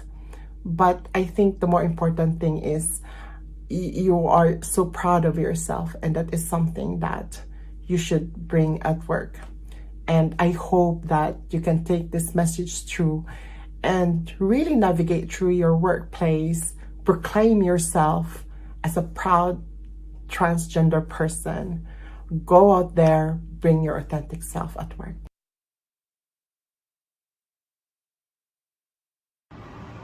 Hello, good afternoon, everyone. My name is Malay Lopez, and I'm a program manager at Google. Rain has just talked to you about how to get a job, while Rika has discussed how to build your career and navigate your workplace. For my portion, I'm going to talk about the importance of DEI, or Diversity, Equity, and Inclusion programs in the workplace, and how your involvement will make a difference in the lives of other trans women in your company, or to those trans women who are going to join that company in the future. Now, we can probably start off with a scenario where you're not in a company that already has a DEI program or framework in place. If you're at least comfortable in that company, I would highly recommend that you try to at least initiate that dialogue by reaching out to the people who can put you in a position where you can introduce changes in the future. So normally you should be able to reach out to your supervisor, to your manager, or maybe to HR. As Rika has mentioned, companies are now starting to realize what has always been said in studies in the past, that diversity can only be a good thing in the workplace because it leads to better output, it leads to better productivity, among many other things.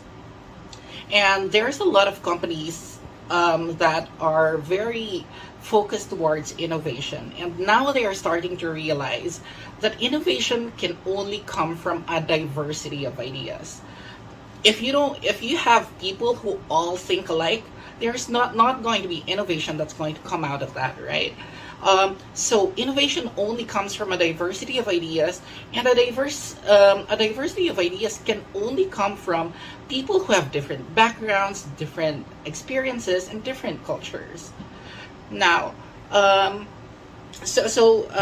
try to reach out to someone who can help you introduce changes in the future.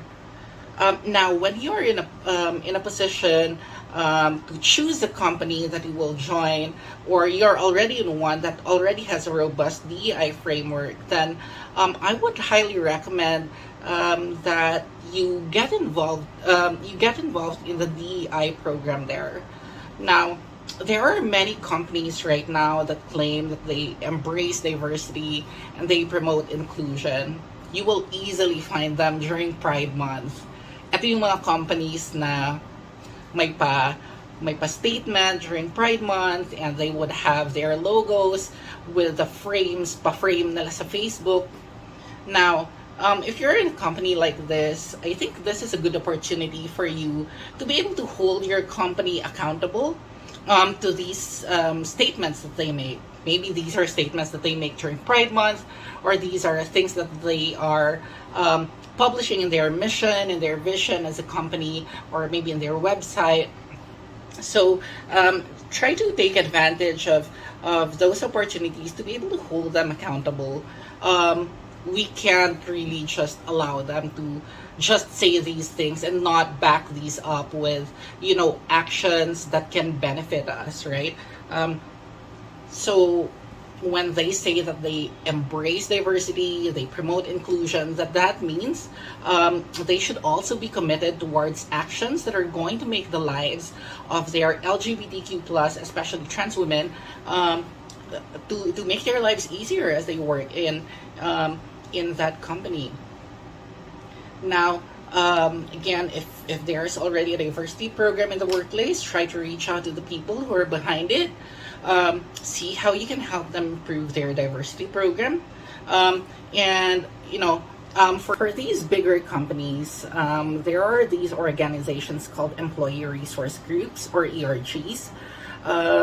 And for example, at Google, we have ERGs called Pride at Google, as well as Trans at Google, along with many other ERGs for women, for veterans, for persons with disabilities, for Black Googlers, and so on and so forth.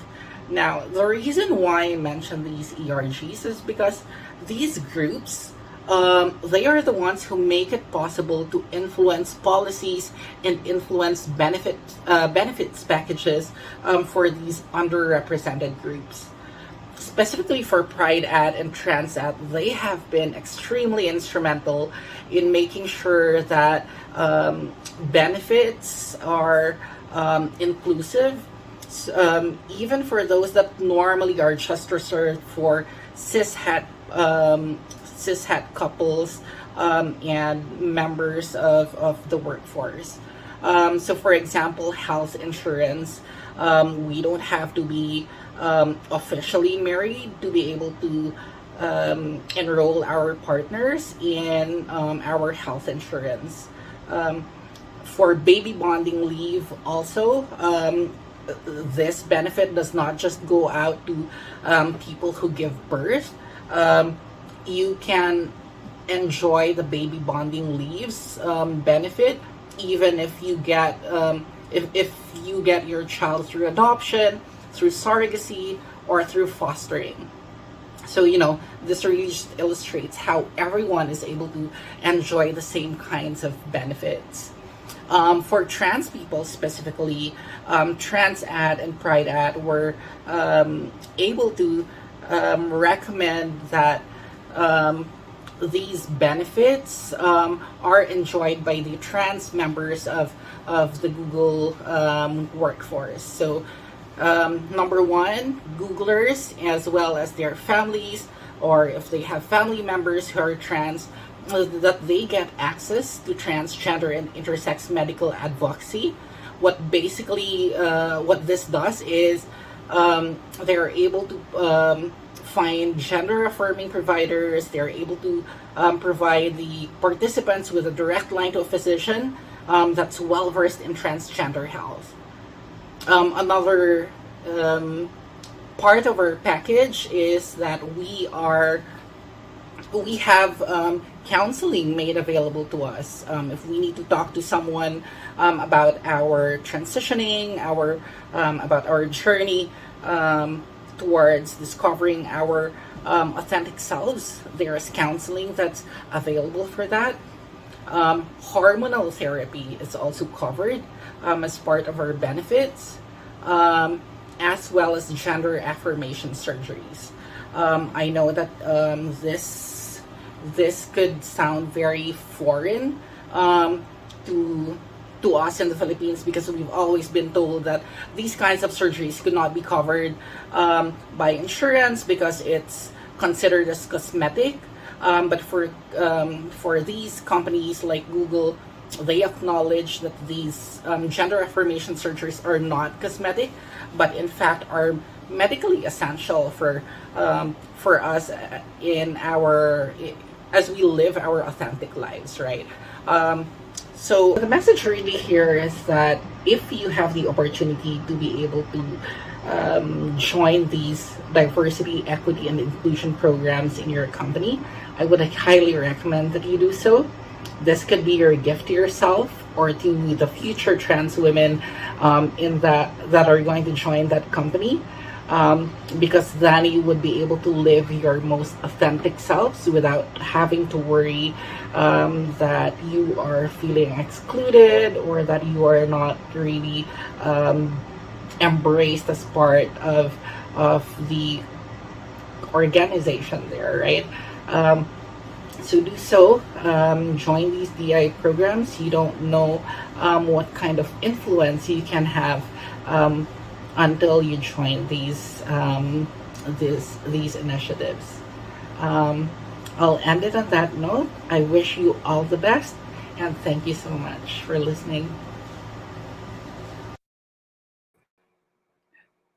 What an empowering session that was. Thank you so much, Queen Rain, to our Diva Rika and our Goddess Melai for that very comprehensive crash course about recruitment, application, dealing with the management, being at the workforce, the benefits that we can have when we are in a corporate setup, and of course, how we can push for trans advocacy in the workplace. And now I'm pretty sure there are questions from our audience right now. Let's call on back our Queen Rain and Goddess Malay. Hello, hi Hi! Mela. Yes, maraming salamat for orienting us about the landscape of our workforce nowadays. Because for me, this is very new. I haven't been applying since like 10 years ago. So this is a new landscape that we are talking about. So of course, dahil bago na nga itong landscape na ito, it is more welcoming now for us trans women, more empowering for us. And looking at you, you now occupy leadership positions in your respective companies. Before, it looked impossible for this to happen. The question is, what's the secret? How can younger trans women who look up to you, who dream of becoming leaders on their own, do the same things that you did or you are at now? Okay, I Maybe you think I can can start with start. Malay. Yeah, I can start. But I know this is going to be a very incomplete answer, so I'm going to reserve some time for Rain. But for me, I think it was really important that number one, um, I really had to work harder, much harder than everyone else. And maybe that was the situation many years ago when I started working. So in that kind of environment, I really knew that I had to work so much harder than everybody else, because it would be too easy to invalidate my efforts. It would be too easy to invalidate my work, right? So I had to make my work really excellent so that if there are opportunities that would come my way, nobody was going to be there to question it. So that's one. I know that's not a very healthy environment to be in, but then again, Mhm. as I mentioned, that was more than 10 years ago. It could be a lot easier now. Ngayon ba Um, mahirap ma-promote and occupy a leadership role like yours? um, right now, I think there are certain industries and certain companies where it's so much easier. For multinational companies, it's so much easier because of this global global push for diversity and inclusion in the workplace. So I think it could be easier in certain places now. The other thing I want to mention is that what has really helped me was the allyship of the people that I worked with. I was able to find people who really advocated for me, who were able to advocate for my work, who were able to advocate for my, for my progress in the workplace. So it's quite important to be able to work with people and establish relationships within the company, so that the people who are closest to the work that you do are able to advocate for you when the time comes for these questions to be answered. Ate Rainy Cow, did you ever expect that you will land a leadership role? Well, hindi ko naman siya talagang, it wasn't a deal breaker. I simply had to go through the process of, being part of the organization as an entry level employee. And then eventually I got the opportunity along the way, maybe because to Melai's point, there were allies along the way. Mm-hmm. In the journey, they were part of my career journey. People who could speak about your performance and could also uh, lobby for your promotion. But I think my tip will have to be, I want to go back to the basics, because these opportunities, these allies who can talk about your accomplishments will only happen if you have a very strong core. And what do I mean by that? The basics lang talaga, which is number one, impeccable work ethics. Very Mm-hmm. important na as an individual, yun nga, as mentioned by Doc Mikey earlier, the moral compass. It's applicable in the workplace, in the corporate world, or wherever you might be, whichever organization you are a part of. So, very important lang yung impeccable work ethics, and then also being open to feedback. And because that's the only way for you to grow, especially in the professional environment. When you have these two things, that's the only time you can actually stay ahead of the game by, to what Melai mentioned earlier, delivering beyond the expectations, you know, and also you have to invest time in learning new things.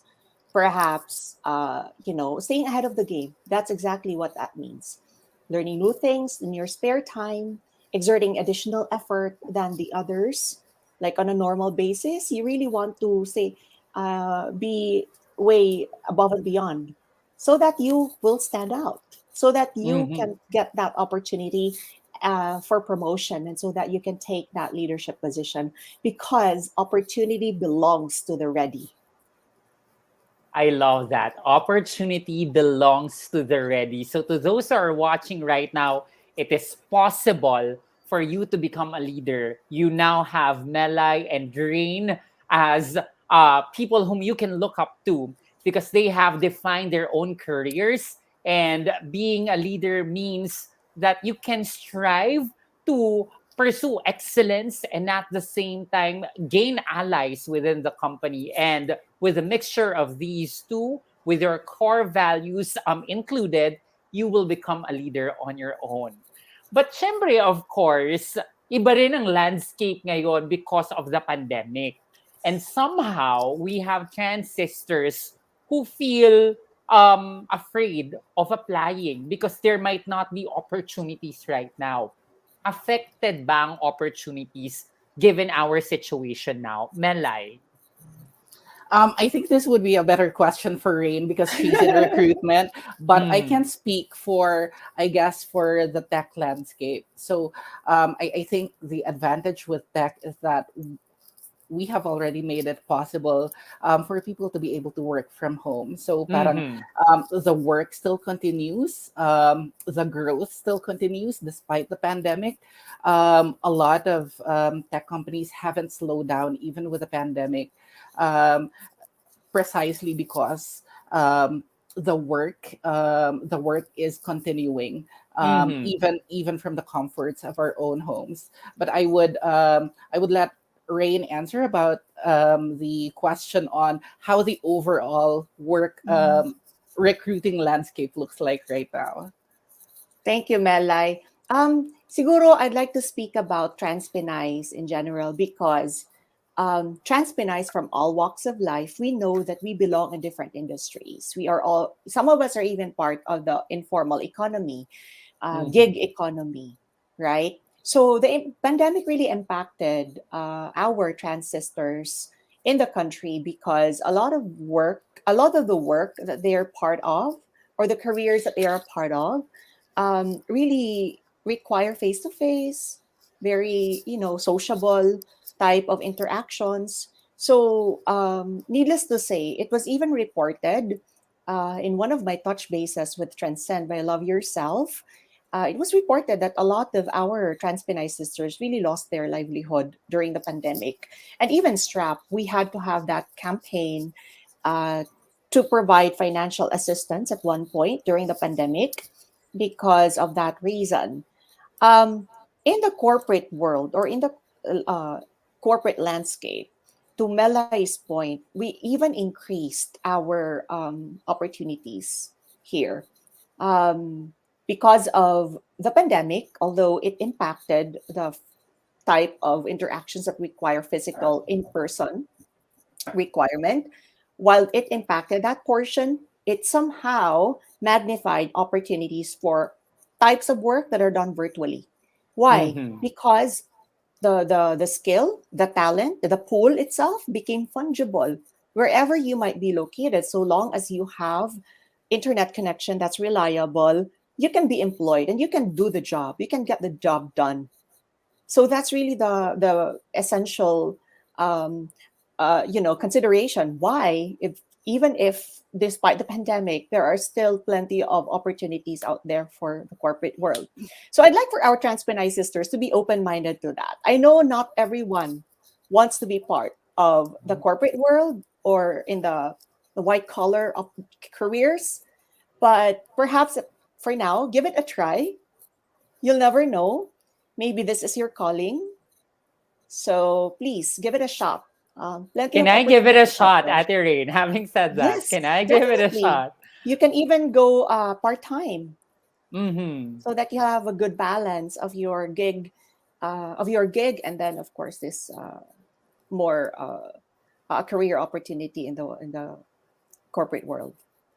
Yes, because somehow that's also a consideration that I have had, because I'm one of the people who got affected by the Mm. pandemic. Most of my gigs are of course involve face-to-face interactions, gatherings of people, hence the writing, the acting, the mentorship in writing. Um it was halted by the pandemic. So there was a time in which I considered really applying, sending out my CVs to corporate industries. But of course, there was a part of me that is doubtful because I'm already 34. My career involved writing for entertainment shows and acting for these shows as well. So having said that, I don't know if it is fit for the roles in the corporate world. What would you Well, advise? don't be intimidated by that at all. Please, huwag kayong pangunahan ng takot or alinlangan. Why? Because all skills, any type of skills are transferable. Always remember Mm, that. So, at saka, we go by competencies. These things are, there are behaviors of being able to do the job that can be observed. Not necessarily kasi na black and white yan. And so, as long as you really are doing great in that particular skill, that's very transferable. It can be translated to any industries. So please, huwag kayong mag-alinlangan. So mali And pala yung ginagawa ko. I go, think I also want to go ahead, mention Melay. na, yeah, I also just want to mention na hindi na masyadong strict ngayon dun sa course or anything like that. Mm. Yung most of the most of the companies now are not restricted na dun sa mga types of course that you have or the degree that you hold. So yeah, as Rain has mentioned, I think wag mapangunahan ng takot. Just try to apply. The worst that you can get is a no. But, di ba, you don't know what opportunities lie ahead of you. So just try it. Just And give it a even sa shot. edad, no, you mentioned Yes. earlier, Mela, Mhm. because you're 30. No, it doesn't matter. So, throw away all of these doubts and, give it a shot. Go ahead. Yes, the first step is always one, trying, two, believing in yourself that you can do it. At tama si Melay, the worst thing that could happen is just a no. And a no is not rejection, but a redirection for you to Correct. find your way Precisely. towards the goal and the destination. And ito, for sure, marami ang makaka-relate dito na transistors natin who are now working in the corporate world. How do we approach management?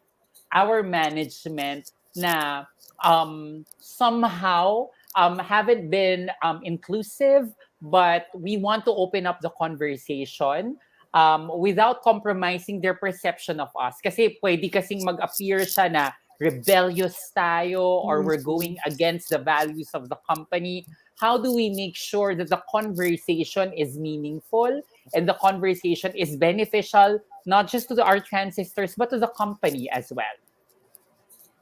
Yeah, Anyone can answer. Melay? I think I spoke about it a bit during my talk earlier, but you know, a lot of these companies, they've in one form or another, they would have already made commitments to diversity and inclusion Mhm. um, at some point. So I think it would be time to hold them accountable for these and just open up that conversation with them, in a respectful manner.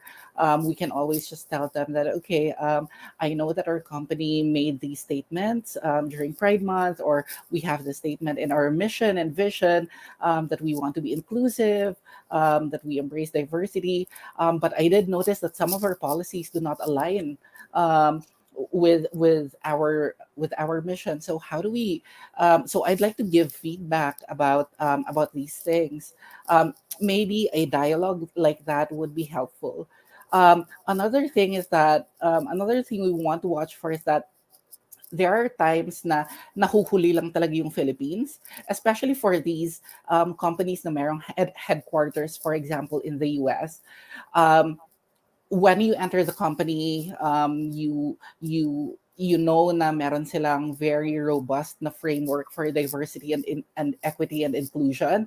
Tapos pagdating mo sa Philippines na office, parang ang daming mga policies na transphobic and homophobic. In that case, and I know that this is something that Strap has encountered in the past, they really just reached out to the headquarters office. And in fairness naman, pinakinggan talaga. And parang what what it turned out was that parang huli lang talaga yung sa Philippines. So do not be afraid to challenge these things because Mhm. usually talaga mag-a-agree naman sila with you eh. Ako naman, Especially if sorry. these are efforts na parang wouldn't cost them anything. Um, Mm, parang yun. wala namang additional gastos for Totoo. them. For example, na papasukin ka sa women's washroom, Mm, right? So I don't think that's going to be too heavy a lift dapat.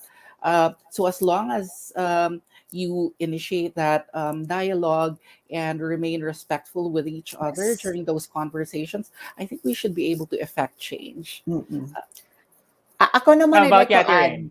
I'd like to add something, a perspective lang for companies na traditional at saka hindi ganun kalaki because hindi magiging madali yung open, even just opening the conversation. So number one, prepare.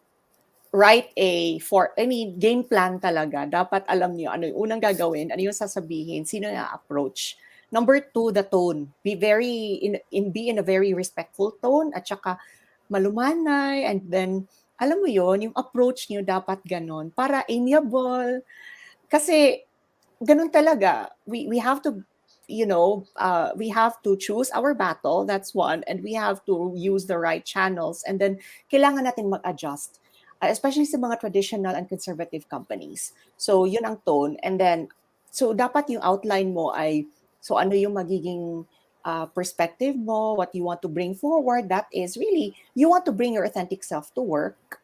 You want to be the woman that you are when you go to work, because it will really help your your identity and who you are as a person. You start with that argument, and then later mo na ililay out yung additional items that can be implemented that are for free.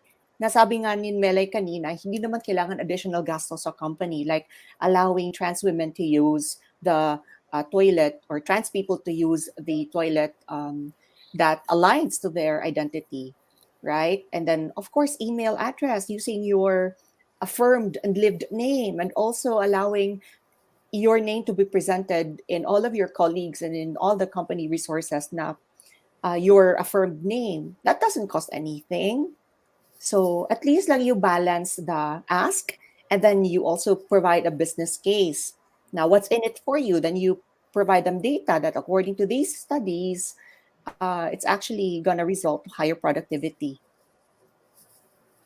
So again, the values that they have presented, one is courage, ignite bravery within you, because definitely these things can be discussed. Number two, have yourself a game plan. The power of planning is always important, and you can always approach it in a nicely amiable manner. And number three, don't forget to be hopeful. There is always hope, because if change has happened, definitely with constant conversations, more changes are about to happen that will include and would respect trans Pinays like us. Maraming salamat, Ate Rain and Melay, for spending time with us and giving us an overview of recruitment, of being at the workforce. And of course, we would like to acknowledge Rika Perez. Maraming salamat for orienting us on how to strengthen ourselves within the workforce. We'll see you again in a short while. Maraming salamat, Ate Rain and Melay. Thank you. There you have it. 2 sessions are already done for today, and we still have 2 more sessions after our 5-minute screen break. Let's take this opportunity to pause for a bit, grab some snacks, stretch even, and go to the comfort room. Magbabalik po kami after 5 minutes.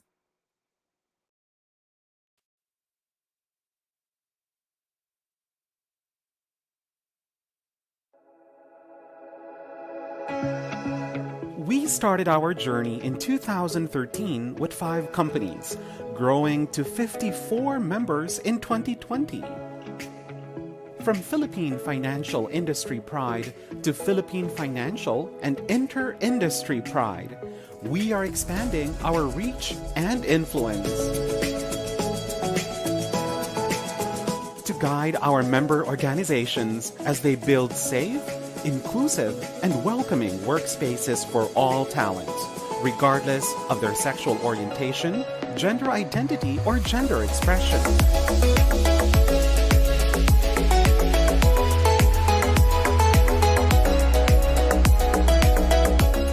And to support up-and-coming self-identifying LGBT+ leaders with their continued professional development. Our annual PFIP Pride Summit is recognized as the largest gathering of D&I leaders and champions in the country, winning in 2019 the Gold Standard Award for Diversity and Inclusion from Public Affairs Asia. We are making an impact to our chosen communities. As we strengthen our resolve to promote diversity and inclusion in the workplace. In 2020, amidst many challenges, we carried on. Engaging our membership through virtual platforms, we continued the important conversations on inclusivity and belongingness. We rallied our members to be culture carriers and change agents to help build our new normal. And on our 7th year, with support from allies and friends, PFIP will strengthen its leadership role in the industry and our community with sustainable and scalable programs that promote the business of inclusion. We will champion more diverse talents by including more local businesses to our roster and partnering with organizations with a similar vision.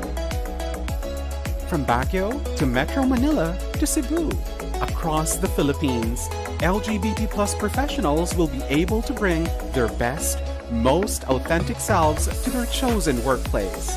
This is the PFIP vision, to be the leading voice and champion of workplace inclusion.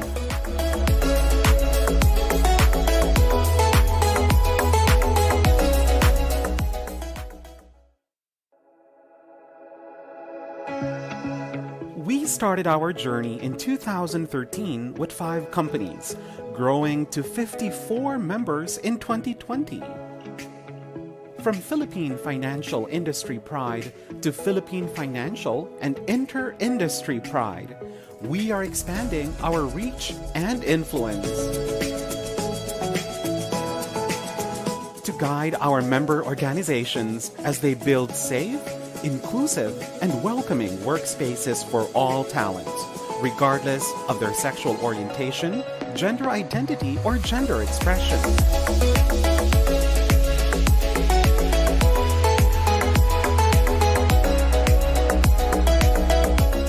And to support up-and-coming self-identifying LGBT plus leaders with their continued professional development.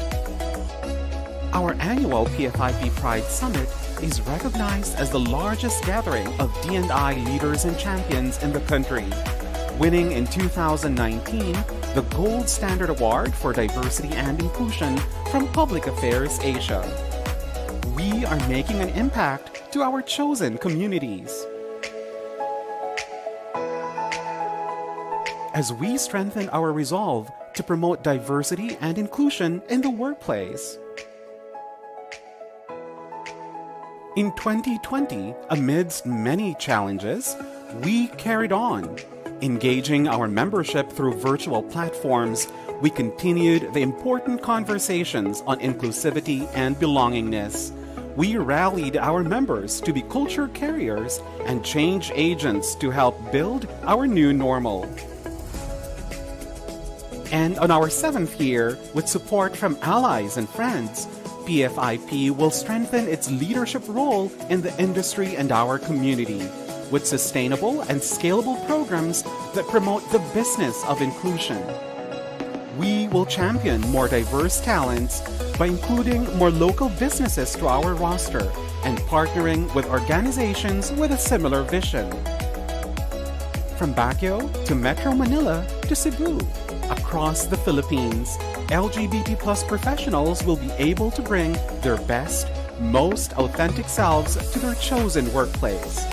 This is the PFIP vision, to be the leading voice and champion of workplace inclusion.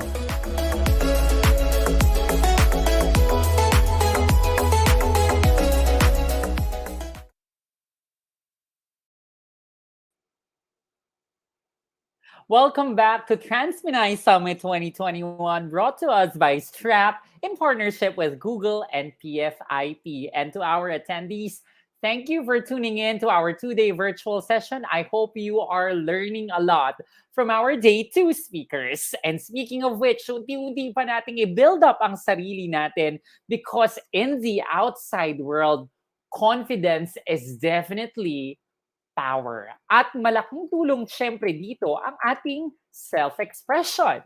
And definitely, trans Pinays are innately women of class, beauty, and substance. But these gifts need to be unleashed. tandaan, hindi mo kailangan maging beauty queen at magkaroon ng magandang mukha, magkaroon ng magandang katawan para matawag na maganda. Dahil lahat ng body types, face shapes, hair texture, skin color, maganda. Your beauty is your own treasure. You just need to celebrate it. And to help us unleash our own beauty, here is our sister who has been passionate about finding your own style. She has been an LGBTQIA plus advocate since 2009. Thanks to Strap, she was loved and guided during a time in her life that she felt uncertain and lost. She is now based in Australia, working in the construction industry. The recent pandemic has retaught her to value time and life even more, and also the people around that make it special. Let's all welcome the iconic Adri Pangilinan. Hi, Mela. Thank you. Um, Medyo na-pressure ako sa iconic, but okay. Hi, everyone. Magandang hapon. My name is Adri, and today I'm going to talk to you about the transpinay expression, gender affirmation through fashion and style. So you might be wondering, ano ba ito, 'di ba? Parang don't we express ourselves every day? Alam ko na naman kung ano ko. What is this discussion about? Well, I'd like to have a bit of a chat with you about, of course, fashion and style that is more focused within our community, but also more in depth, concentrating on self determination and expression. Marami kasi sa atin ang nagiging clouded with, what's in, what's out, what's fashionable, what's not fashionable, what could be stylish. And sometimes, especially with the lives of trans people in general, unfortunately, we tend to go the other way and get lost in a way and forget about our own identities, like who we really are. And although this talk will revolve around expressing oneself, some parts ng ating discussion today ay pwede rin naman sa ibang expressions. And just like what I always say when I do my advocacy work, most of the things our community actually fight for can be applied to other communities. And so, with this discussion, you'll realize that a lot of these things can be applied even to cisgender, heterosexual, binary communities. So, let's start. Let me just get on with my presentation. Just give me a moment. Here we are. Next slide, please. Right. Okay. So we have self-determination, expression, and transitioning. And then we've also got self-expression, transition. Asking ourselves, what is self-expression really? And transitioning. Do I need to transition, or do we really need to transition? What's expected? And why do some people transition and why some do not? So, with this, I will start with saying that just like non trans or cisgender women, there are many types of trans women depending on various factors such as femininity, self expression, culture, kind or ways of upbringing, etc. So maraming factors why, just like the cisgender women, but marami tayo, 'di ba? Like, it we're all our individual selves. We all vary. And although fashion and style are also quite important, fun and exciting, I'd like to firstly talk about three essential things that, in my opinion, should come first or should be thought of first. These are self determination, expression, and transitioning. Let's start with self determination. What is this?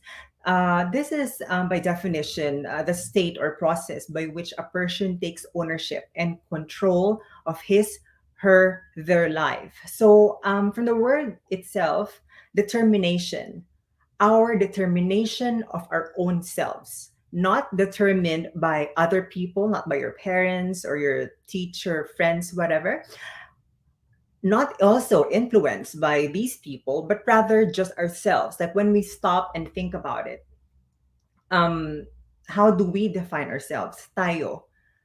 And tayo muna, di ba? Ano ang pagkakakilala natin sa ating mga sarili? And on this note, wala namang rush with determining yourself really. You don't have to rush it or think about it or stress about it. If we're not really entirely sure kung sino tayo at kung ano ang pagkakakilanlan natin sa sarili natin, it's okay.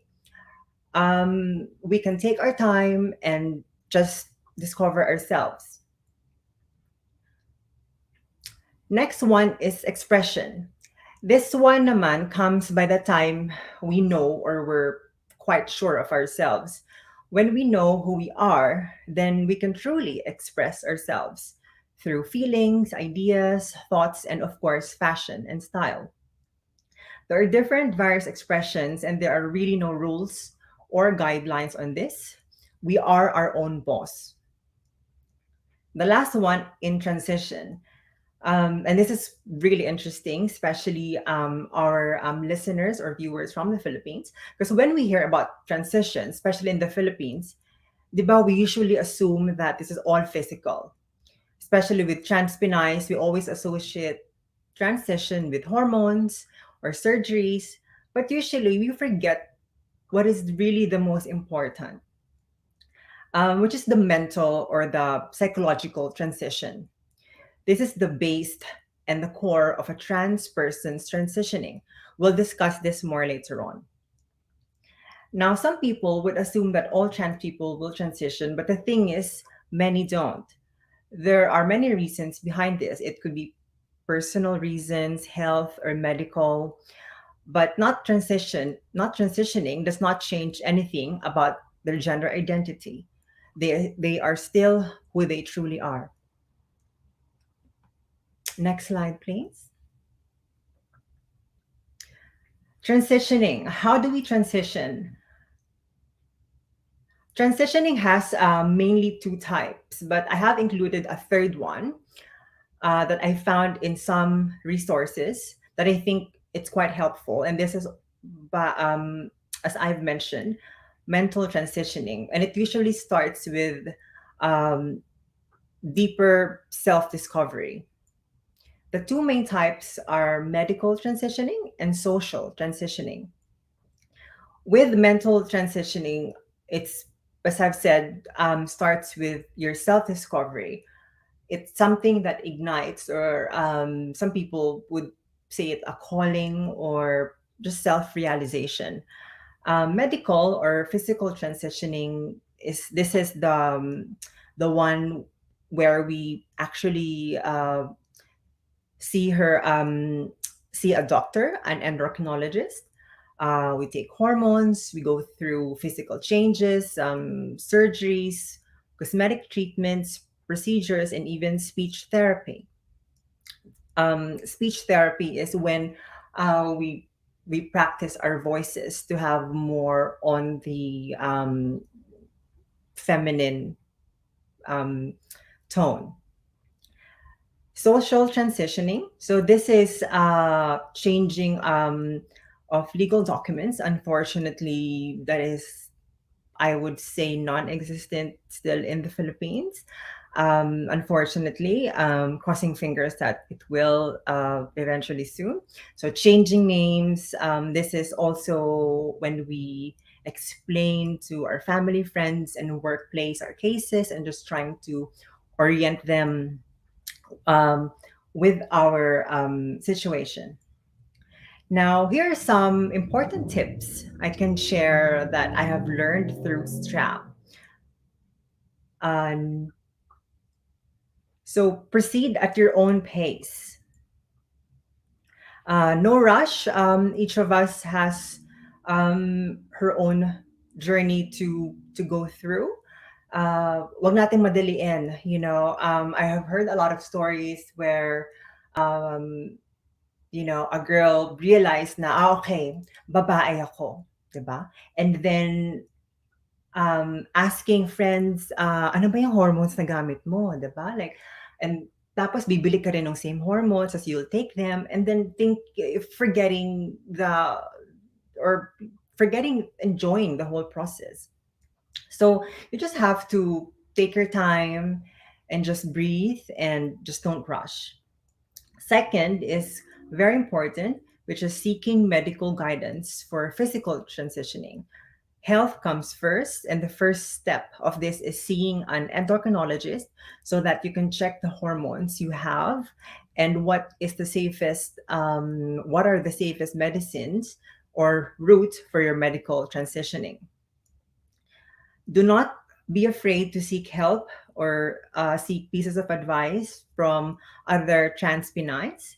Although it is exciting, it could be a little scary as well to go through transitioning, especially because you know you have to think about the changes not only with yourself, but with your work, family, and with friends. And sometimes we get embarrassed to talk to other people about this experience. So don't be. Gather your strength and ask your other sisters. Our next one is that be mindful of who you are, not only as your gender identity, but as an individual, as a human being. This is such an important point and not often talked about because um, I think the focus is just more so with the physical transitioning most times. And I was actually talking to a friend about this because other people experience this too, not just trans people. When they go through journeys where big changes happen, you know, in transitioning, there is a possibility that we lose our truest selves because we are too focused on the physical side of things, the beauty or the trends or the fashion, and you know what's in and what's not. And we sometimes forget that there is that human being inside us, that whatever role we pursue, these roles could be being an employee, being a parent, or being a sibling, or whatever situation we're in. We never really lose that being, and we never really lose the characteristics of that being. Next slide, please.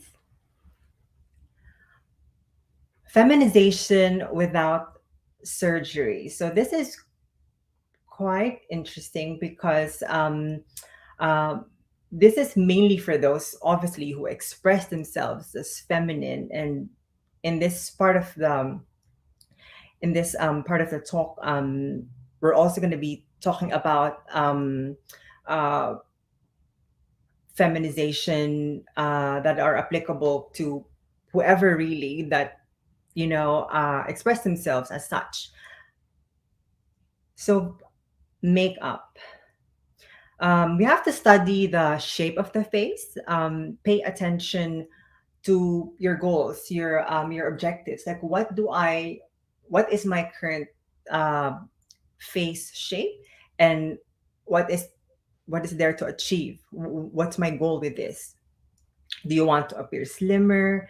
Do you want to do you want to have slightly fuller cheeks or to have a heart shaped face, or more of baby face or fuller lips? Usong-uso ngayon with the fillers. All these can be achieved through makeup.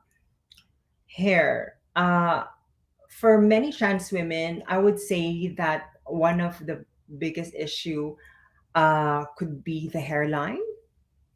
So, for like receding hairline or thinning hairline. So this can be remedied obviously with surgery, but there's also, excuse me, there's also a medication that's called minoxidil, and minoxidil comes in different shapes and kinds. We just have to know what we want, and we just have to do more of a research of what's suitable for us. Nails. Now with the nails, actually with me, I think of it as the shape of my fingers. I have quite slender. I'm not quite sure if you see. I have quite slender fingers, but I have bony knuckles like here. So for me, the way that I've studied myself, I've found out shapes that I think are more appropriate given that shape of my fingers, and also the color. So I would say that the color should always uh, be subdued, feminine, and also depending where you're going, what's suitable, what's the purpose. So are you going on a first date? Are you going on a work function? So these things can the smallest of the details can definitely um, make you look more feminine. Styling. So this is quite overall. So colors, clothing cuts, silhouettes, which we'll talk more about in terms of the silhouettes later on. So pick which tones, major color tones that suit you. So we have the warm tones, just the pinks, the oranges, the reds, and then we've got the cool tones, the greens, the blues. So what tone does suit you? You think? So and also the body shapes and ways to flatter your body shape, and trying to figure out the parts of you that you're least happy with, and the parts of you that you want to flatter. Next one is lifestyle. So this is actually part of mental transitioning. So this is talking. This is movements and mannerisms and walking as well, um, and overall changes in your life. All these things contribute to feminize yourself. Skin and body care. This is really quite important, and I think sikat na to ngayon, especially in the social media, because there are a lot of beauty influencers and all these things, which is very, very important. This is, for me, this is part of self love and self care. Again, you should identify what you need and what you want, study yourself. Um, and what's your skin type? What's your hair type?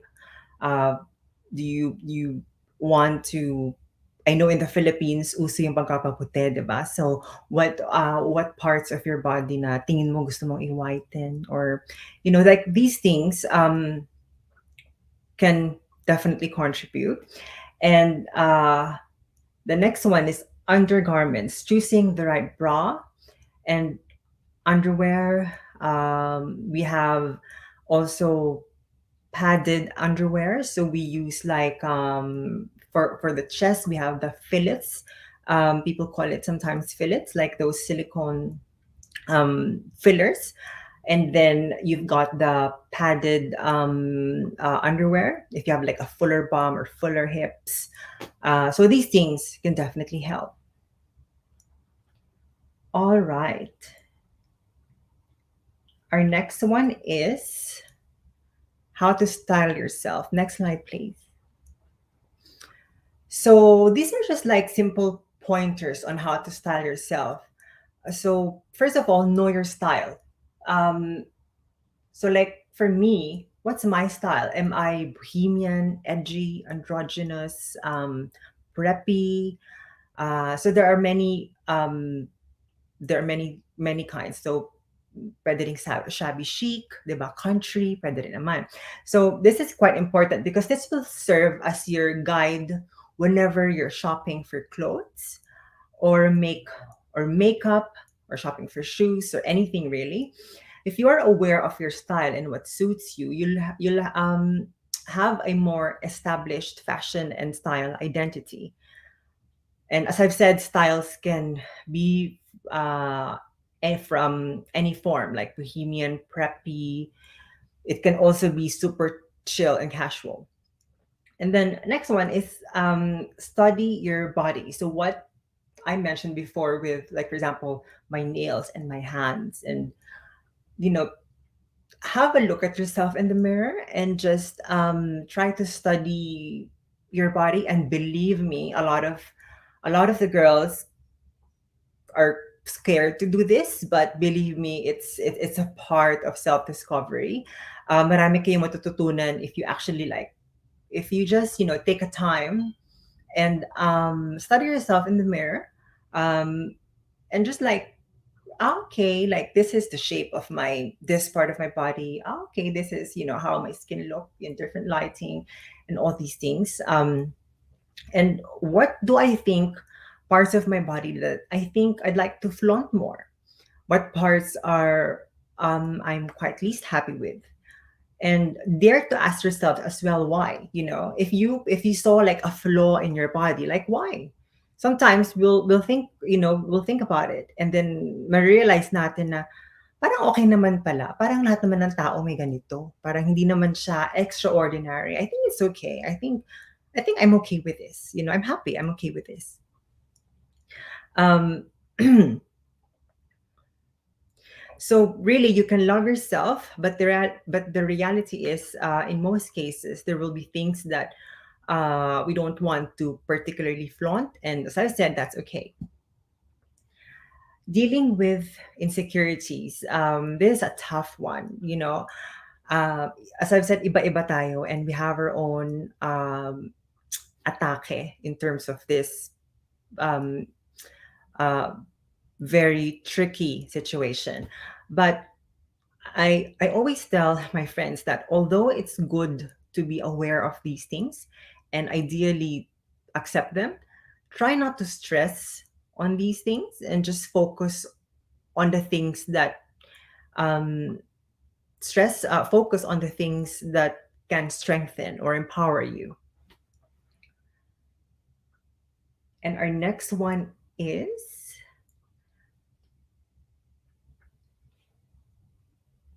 the the 5 main body shapes, and we'll talk about how to dress for each one.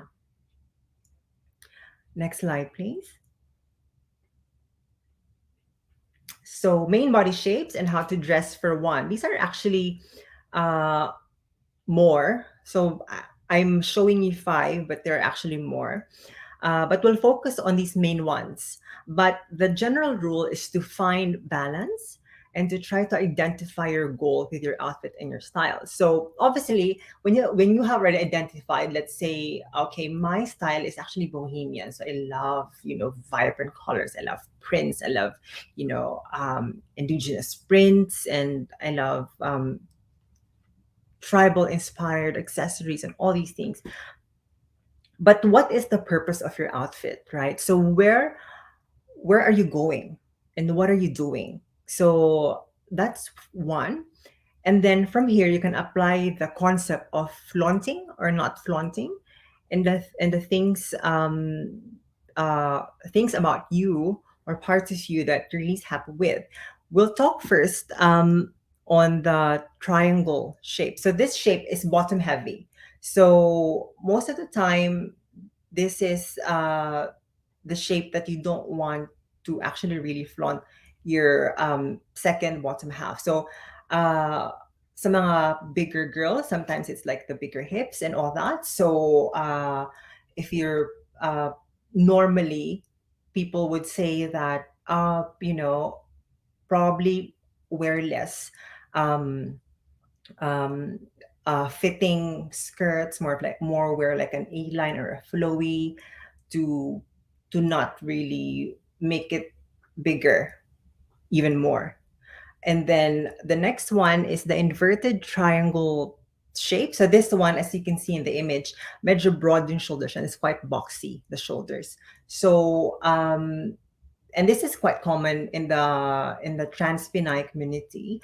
So I would suggest that probably start with it's in the Philippines, it's hot. So probably start with just wider straps if you want to have sleeveless, or probably like cap sleeves, or just like normal sleeves, and wider neckline, deeper neckline, to just uh, not accentuate this part even more.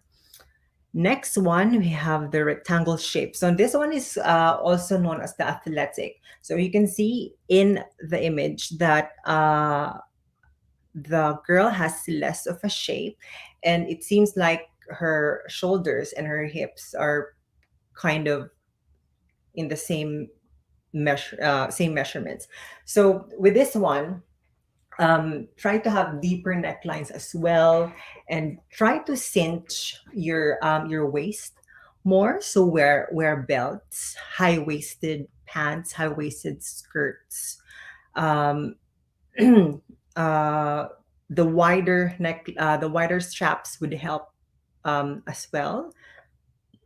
And then for the fourth one, hourglass shape. Oh goodness, ito yung pinakaswerte, di ba? Pinagpala, pinakaswerte, because this is the most socially accepted, most socially liked, which is the hourglass shape, which is quite balanced. So the lady has really cinched waist, has a small waist as compared to her hips, and she has um, a relevantly full bust and full hips. So unfortunately, a lot of the garments flatter this. So yung mga girls dyan na ganyan, nako, you have less of a problem, because this one, it's very versatile. Right. Okay, now we've got here the last one, which is a diamond shape, which is not bottom heavy, not top heavy, more like the mid section heavy. Um, Believe it or not, I was in this phase. So this is a part of my body that I'm quite least happy with.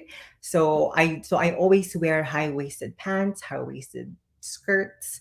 I do love wearing crop tops, but I always wear crop tops with those bottom garments, like always high waisted, because I always feel that my waist is getting cinched.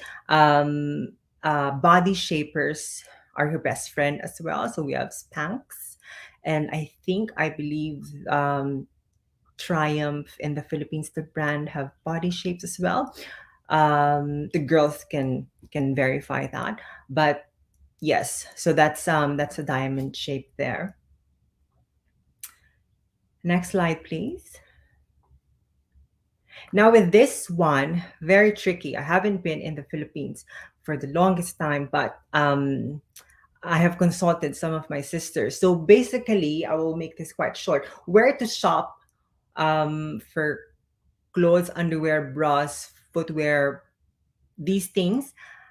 The best bet for me are department stores and Tangge, really. Why? Because a lot of options. You're already in that area, a lot of options, a lot of brands, and you can try them on. Um, for discussion sake, I will say as well that Landmark in Makati is a really good one. Underwear, Elizabeth, the brand Elizabeth is good. Triumph as well, I would say it's good. Um, and don't be afraid, try the generic department store brands, because half of the time you can find good good well made pieces from there. Footwear, you've got Parisian from SM, you've got Payless, and this one is really good because this is tried and tested.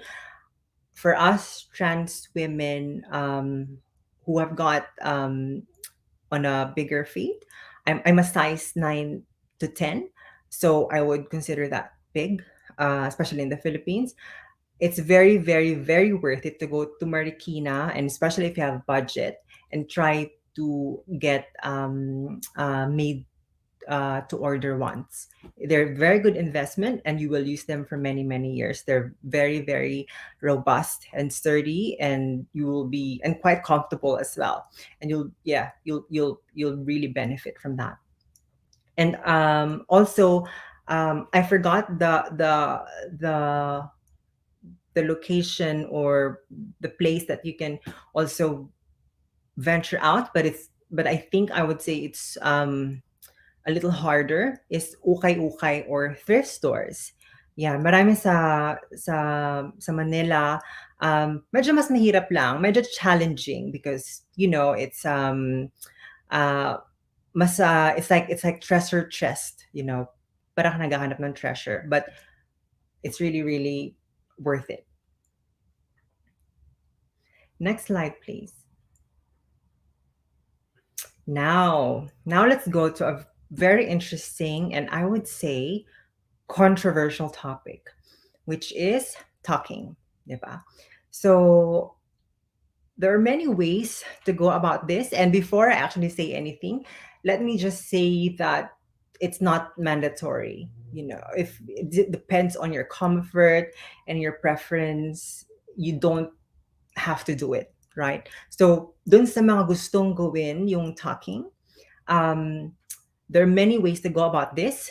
And I would actually say that although I'm not an expert, I have done my own research on this and talked to many of my sisters in STRAP to really provide helpful and information. So let's start and talk about the first one, which is choosing the right underwear for talking. So really, really, really important, especially when you're doing just the everyday talking.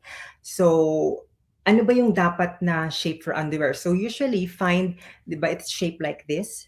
So the one that's that hugs the private area, make sure that it's wide enough to cover the entire thing. Very important. Second important thing is that the material should be thick enough to hold everything in place. Diba? So two things with that. Everyday talking. Now, there's one that I call the squat, tuck, pull, and stand. Nako, diba? Like you'll be thinking, ano ba yung inimbento niyang yan? Diba? Pero this is really helpful, and this has been done for many many years, a long time. So pretty much you squat, so you spread your legs and then you do a squat, and then you tuck, and then you pull up your undies, and then as you're tucking and then securing everything in place, you stand up, and then you pull the back part even further up, and then that's it. Now the second one is the gaff method. This is actually relatively new to me. I discovered this through my research with my strap sisters.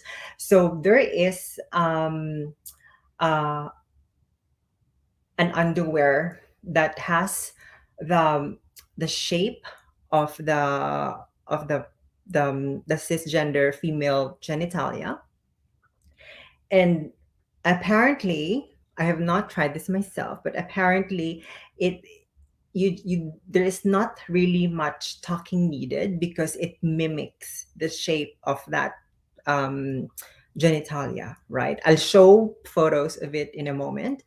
um, we've got next precise talking. Now precise talking um, would happen if, let's say, you're in a bikini party, or just going swimming with family or friends. What else? Or sometimes you just have, like a tight knit dress. You would need this, I would say. So there are different kinds of this. First is the leucoplast method, and I must thank one of the girls for teaching me this many years ago.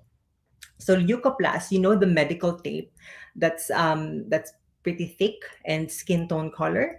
So pick the widest you can, because you can always trim it down. Pick the widest you can, and then you have to shave. You have to shave, and then when you do it, just do it like Chris. So sorry, I'm trying to imagine from tucking it. So from left to right or left or right to left doesn't really matter. So from left to right, you put the tape. So you tuck first, and you put the tape, pull up, secure. The other side, the same thing. Put the tape, pull up, secure, and then in the middle as well. Now the girls have many ways to do it, but this is the ones that I know that works. Uh, and obviously it depends, for the for the goal or for you. The next ones are called T-strap or tuck kit method. May nabibili actually online na tucking kit. I am not quite sure if it's available in the Philippines, but I'm very sure that internationally you can have, there you can still access it, especially if it's like, online purchasing and all these things.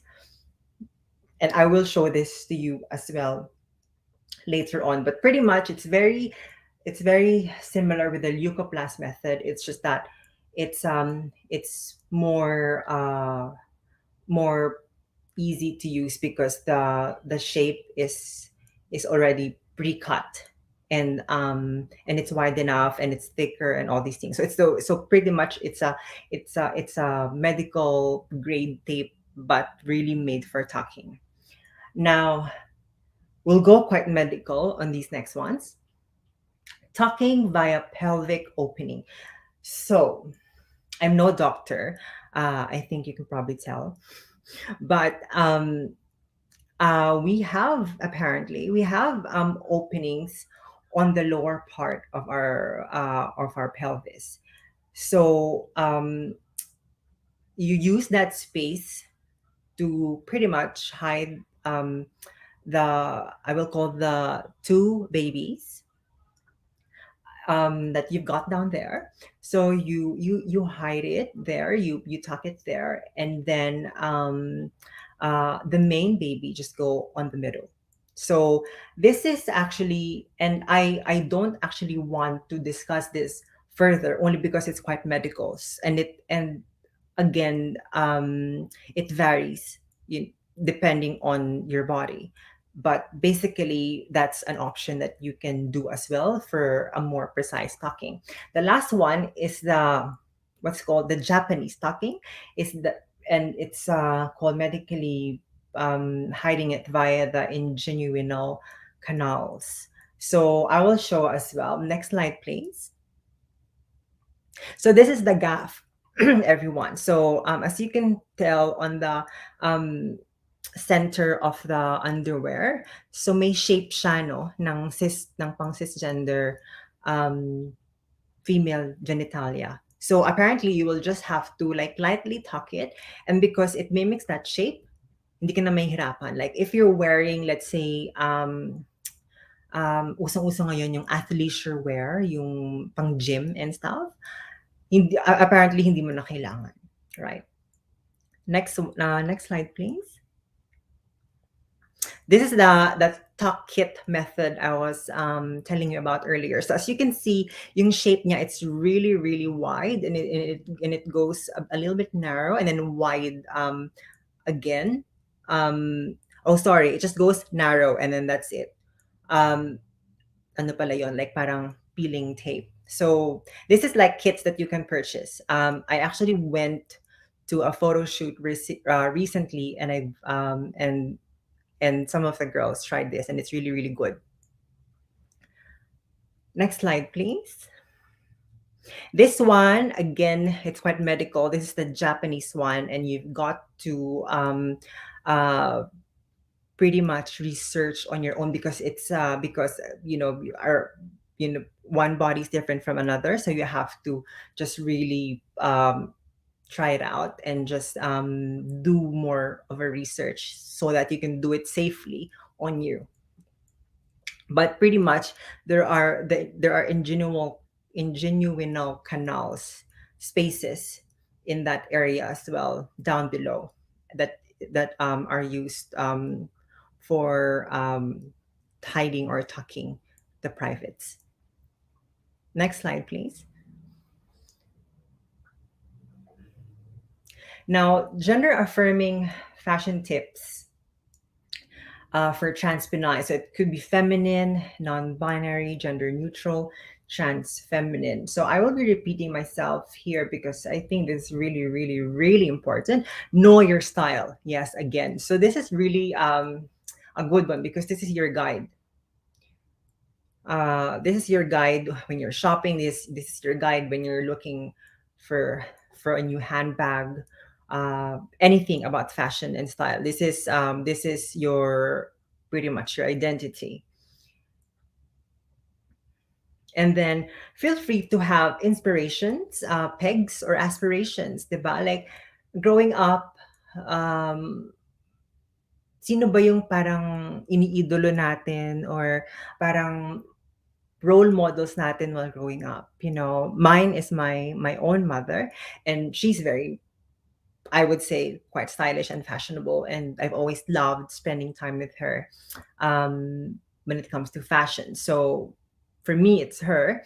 But feel free to have inspirations, pegs, and aspirations. In most cases, we have role models or a role model that we somewhat look up to. So feel free to have these because it will also help you to kind of have the same vibe or invite the same have the same energy. Next one is what I call test, assess, and apply. So another trick I'd like to do is this one. So first, obviously, you test it out first, and then assess if you like it or not, and then you apply it. It's really helpful for very subjective things, like, for example, perfumes, makeup as well. With perfume, it's actually quite new to me. It's been only a few months since I really dove into that area.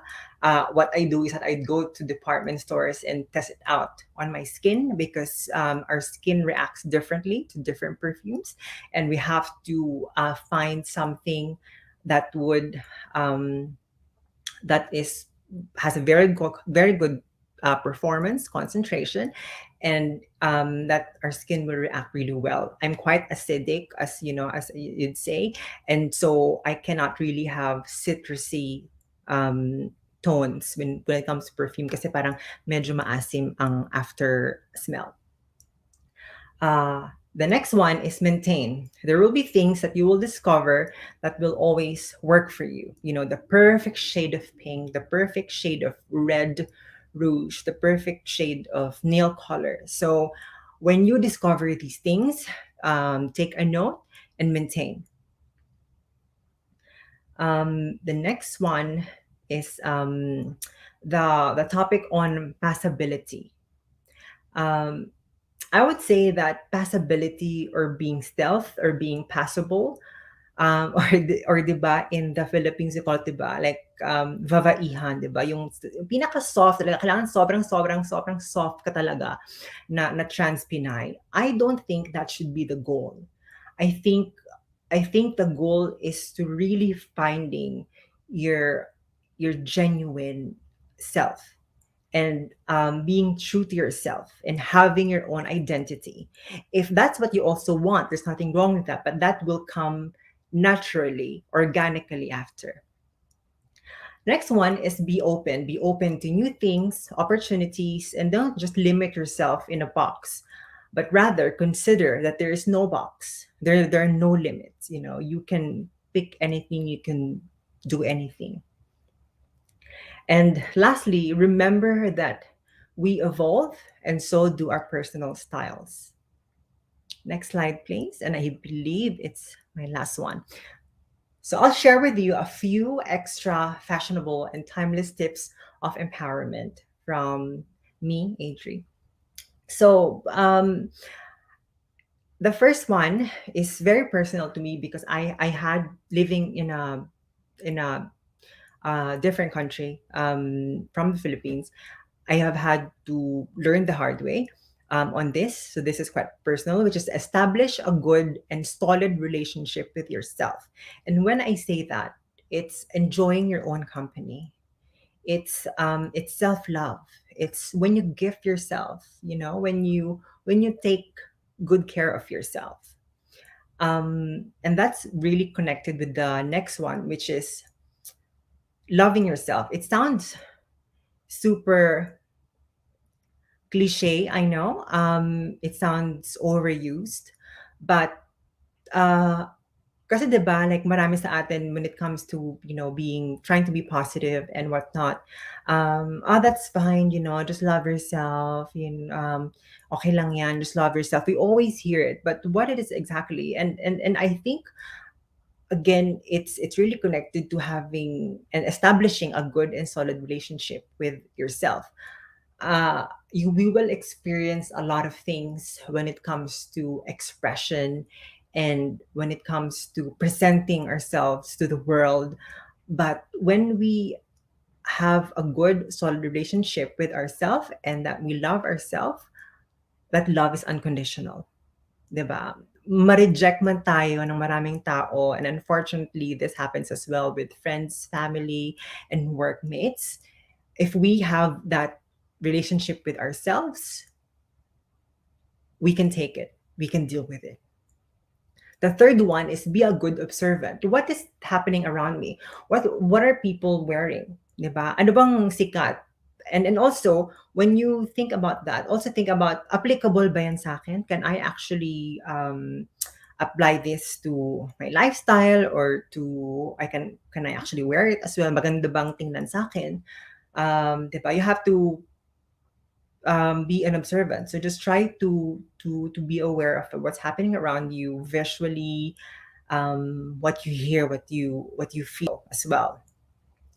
The fourth one is again quite personal. This is least discussed because I think it hurts, but I think no, I don't think. I believe it's very, very important that I discuss this, especially when it comes to self-expression, and that is brace yourself and be prepared. Whatever path we choose, whatever choices we make, we will not we cannot please all people around us. So you have to brace yourself for rejection. You have to brace yourself for negativity, and you have to be prepared. And it's okay, 'di ba? And these things really, kahit naman hindi ka trans, kahit naman cisgender, hetero ka, these people experience it. But yun nga lang, unfortunately, a lot of the LGBTQI plus persons experience this, way more, 1,000 times more because of who we are, because we just express ourselves freely. So, yeah, again, I'd like to repeat that. Just brace yourself and be prepared. And lastly, have fun and enjoy the journey. For some people, it's hard. For some people, it's it's exciting. But whatever it is, try to enjoy the process. I believe in most cases it could be fun. So try to focus on the fun side, and it's a journey. Life is a journey in general. So just try to enjoy it. Thank you. Maraming salamat, Miss Adri, for that inspiration that you just gave us about self-expression, self-actualization, actually, and being able to conquer fears in terms of societal perspectives and even our perception of the self. And there are questions. I also have questions in mind. Oo, best in ano tayo dito, talk show. Yes, Oo. okay. Definitely, you're one of the figures in which I know of have become crucial to the transition of other women. Janly, of course, is one of our trans sisters whom you have inspired to really find the woman in her. And isa sa mga madalas kong naririnig, one of the apprehensions actually of our trans sisters is that hindi naman ako mukhang babae or natatakot ako kasi 'pag nag-transition ako or, nag-express ako femininely, aatakihin ako at sabihin hindi naman ako mukhang babae. What's your advice for them? I think to start with, lahat naman tayo hindi mukhang babae nung nag-umpisa. Let's face it, like, uh, it it's a lot of hard work. And when I say hard work, hindi siya yung surgery or whatever. It's a lot. And for me, kasi that's how my journey was. There was a lot of mental, psychological things and lifestyle changes na kailangan kong gawin. But I think when you really want something, actually hindi nga when you really want it, because we don't really, it's not as if we decided to be women, or we just, in a blink of an eye nag-decide tayo maging babae. But it's more so just we are one from the get-go. It's just a matter of when we actually realize it, 'di ba? So ano bang klaseng development ang nagkaroon tayo in terms of human beings? And I think you just have to just stop and think, and to assess things. Don't think about other people, don't think about friends, family, whatever. Think about yourself and try to envision yourself. If I go through this, what would my life be? I think that's really important. We live in such a fast-paced environment, especially with social media. We see all these things every single day of our lives. So I think it's really, really important to take a moment and pause, and especially with those who who are in the process of self-discovery, or who actually know already that they are women, or for the other side of the fence, whom they know that they are actually men, for trans men, na baka mag HRT pa lang or whatever. Like, yeah, just pause, take a moment, and envision. So it's very important that you resolve that inner conflict first, because it Yes. will it will strengthen you as Yes, you go along transition. 'Di ba? yes. Kasi syempre, meron at merong, sabi mo nga kanina, dun sa iyong section na be prepared.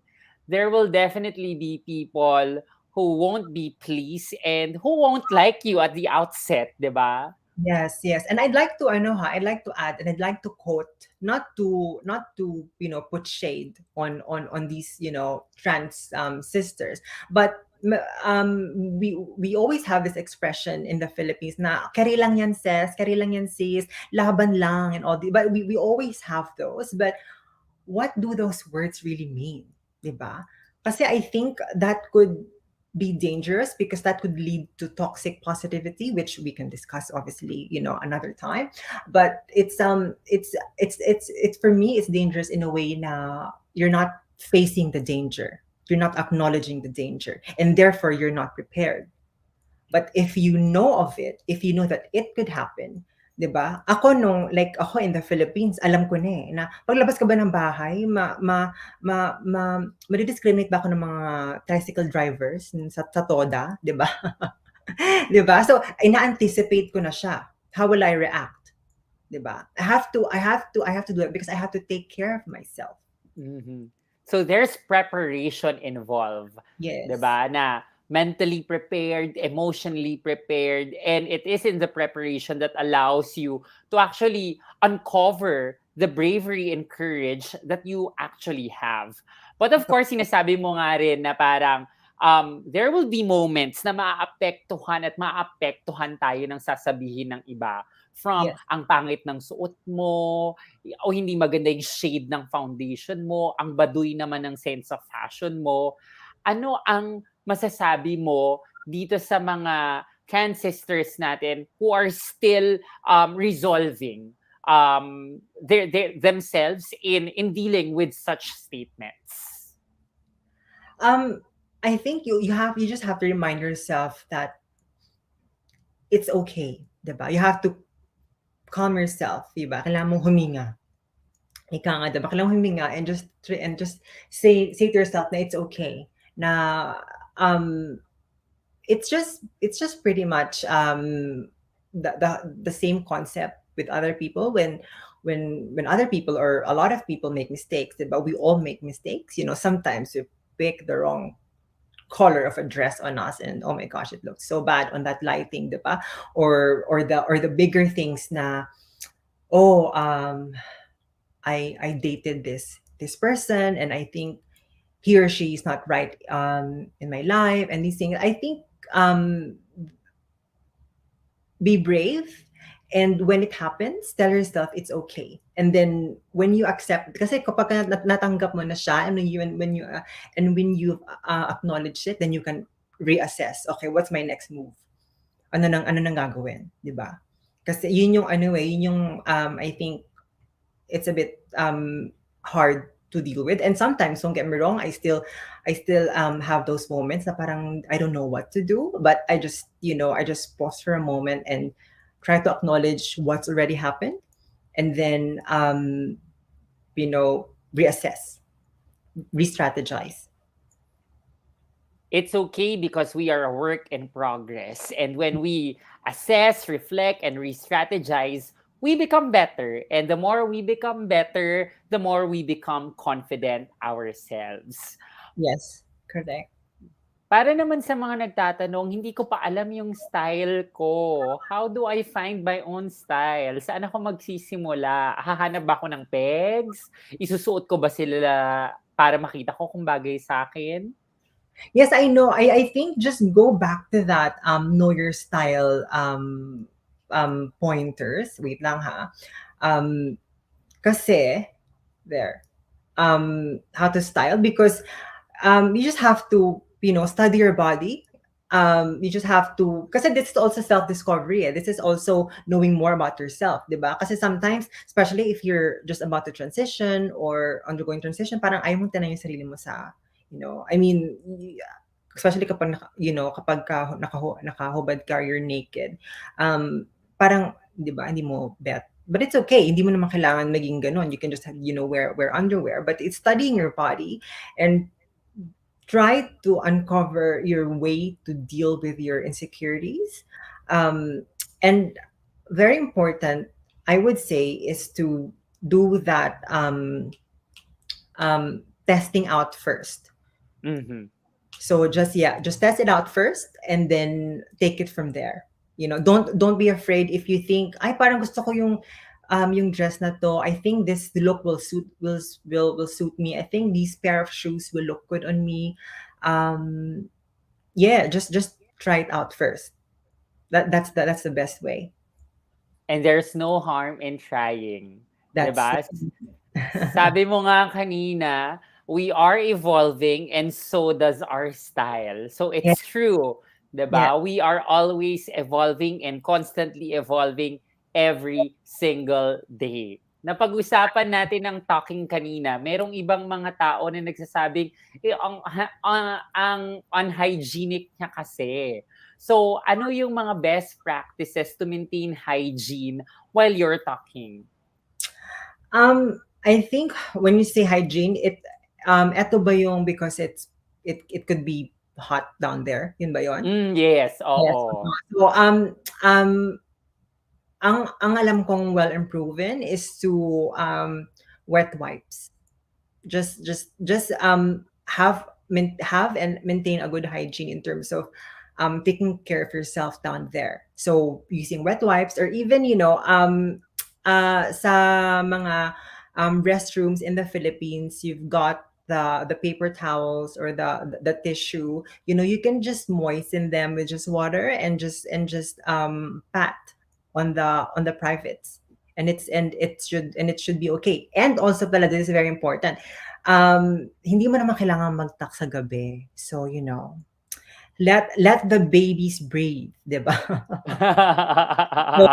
So it's okay, diba? So yun, I think those are the I mean, it's probably more challenging in the Philippines kasi it's quite hot and it's quite balmy, diba? But yun lang. So I think those two would really, really help.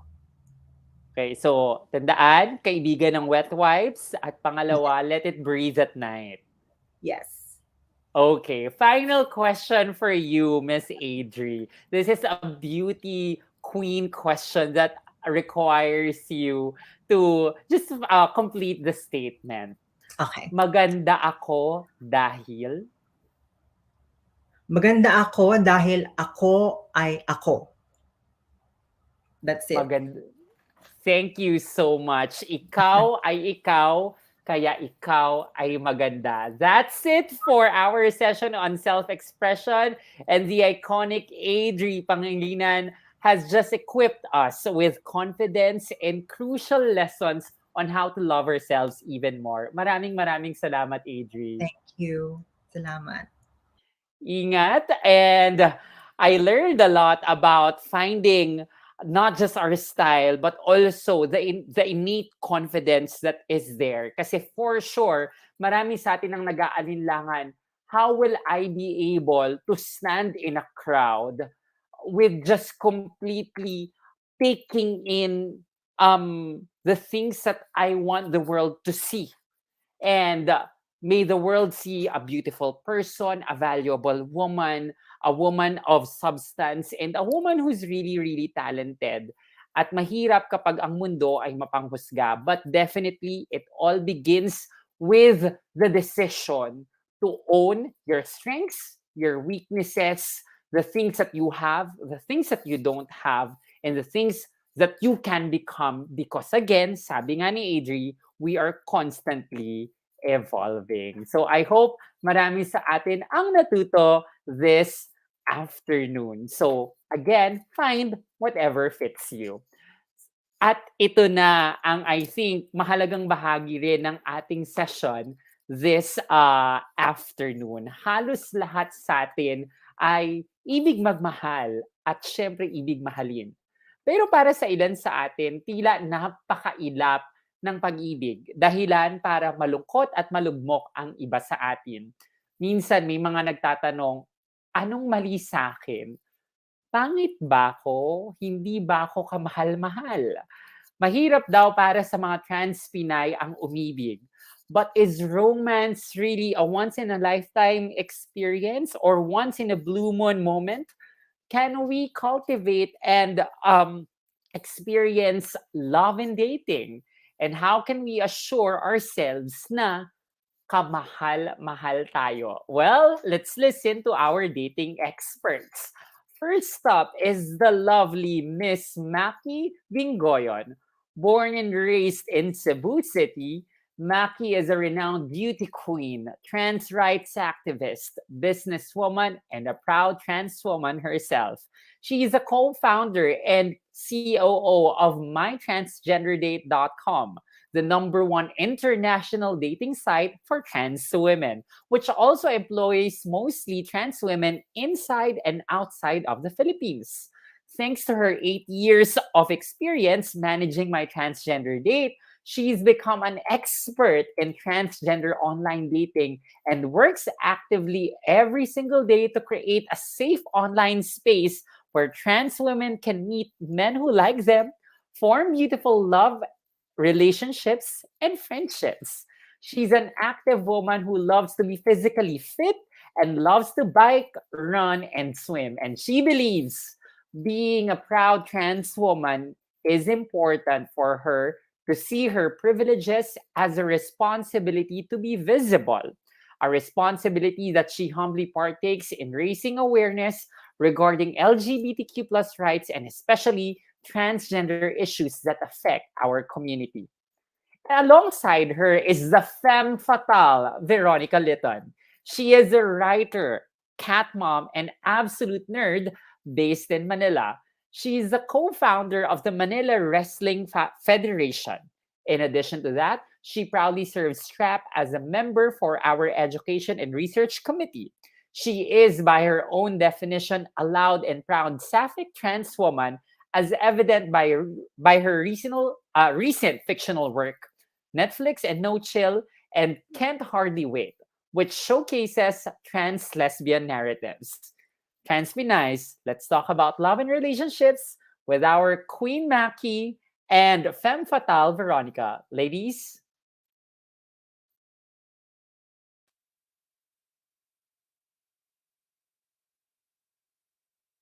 Everybody, my name is Maki Gingoyon. I'm a proud transgender woman based in Cebu City. My pronouns are she and her, And I am the CEO and co-founder of the number one dating site for transgender women and men who are attracted to trans women. It's called mytransgenderdate.com.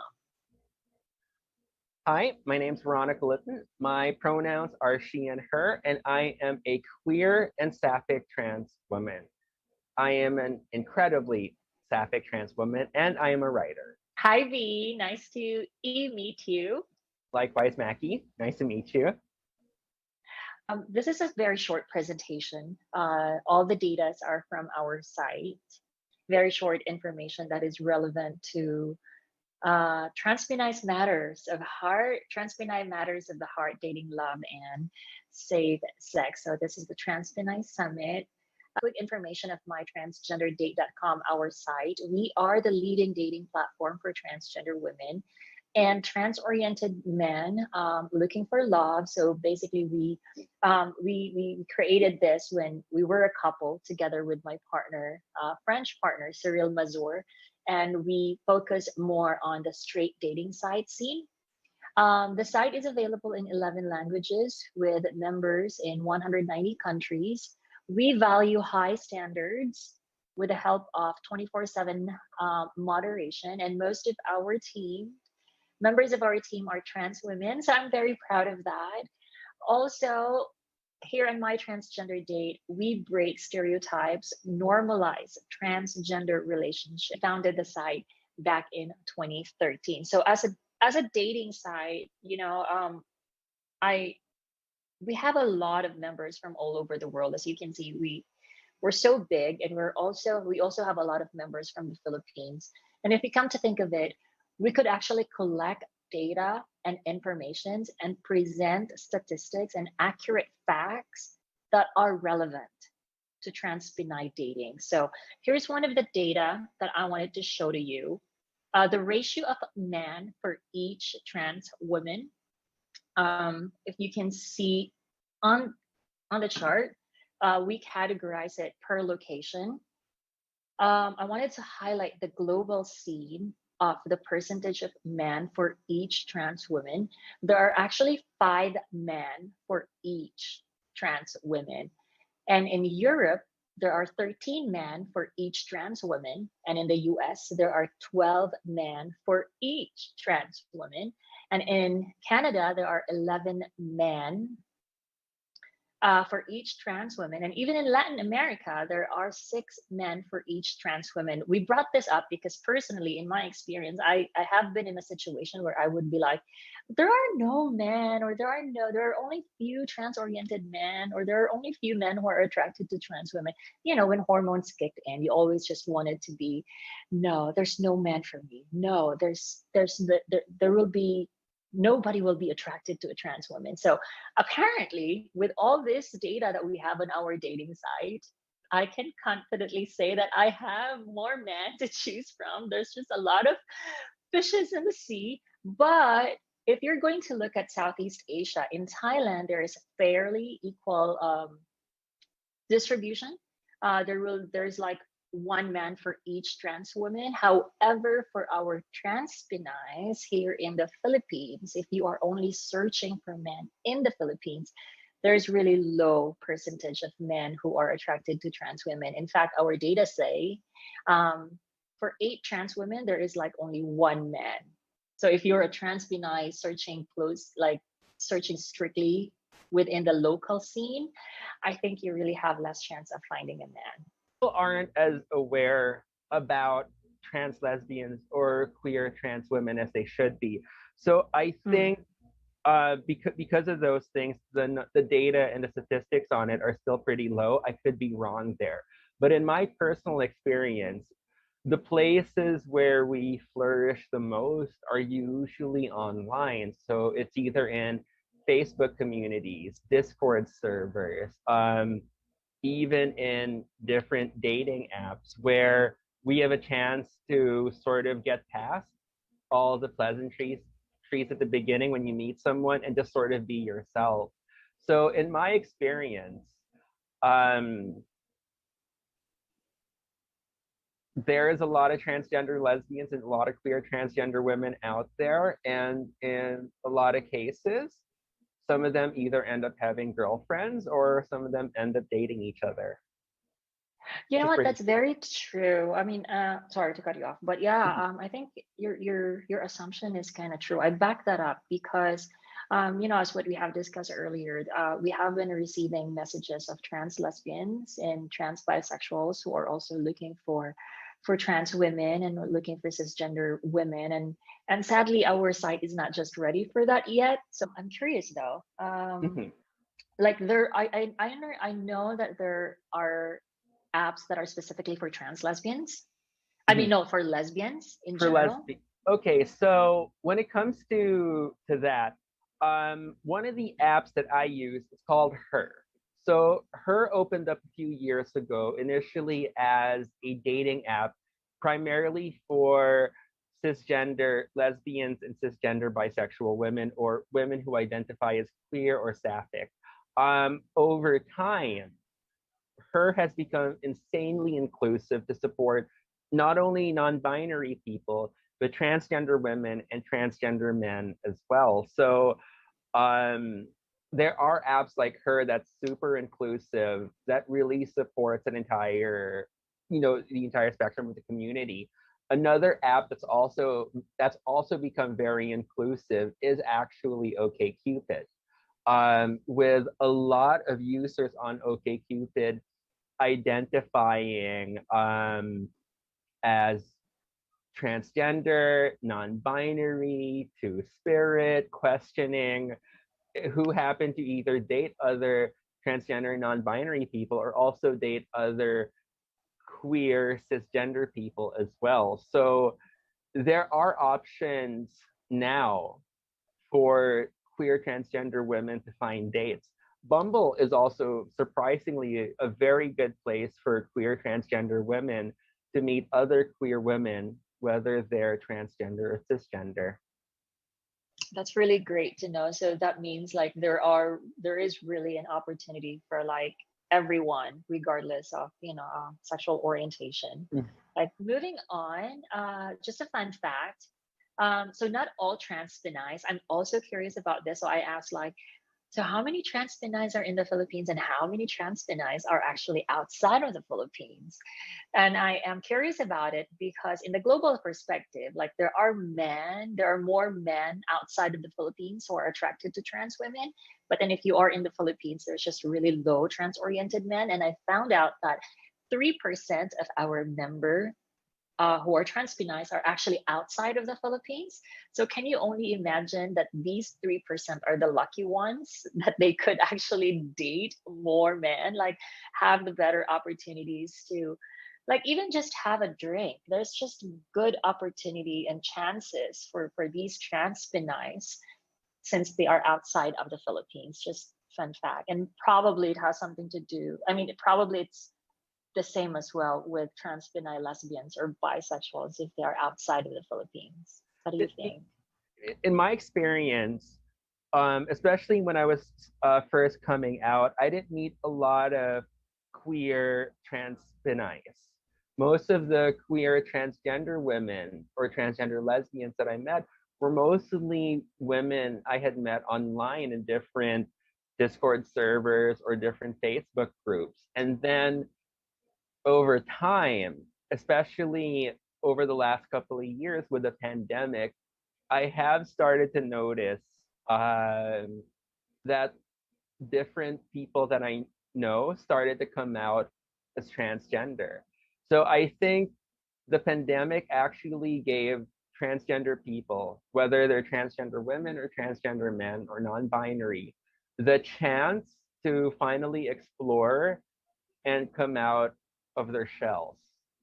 So I actually do think that my general suspicion is that locally, once the pandemic is all over and everything's all said and done, we're going to see this influx of queer trans people just coming out of the woodworks. So, and I think that's what's going to happen. Because we're also at a point where visibility of transgender women, not just straight transgender women, but queer transgender women, it's becoming there's more visibility out there for queer transgender women in particular. So there's different personalities. Locally, we have Angie Mead King, who came out years Right. ago. She's been married to Joey Mead King for decades now. So she's sort of like the de facto local torchbearer. And then when you look at things also,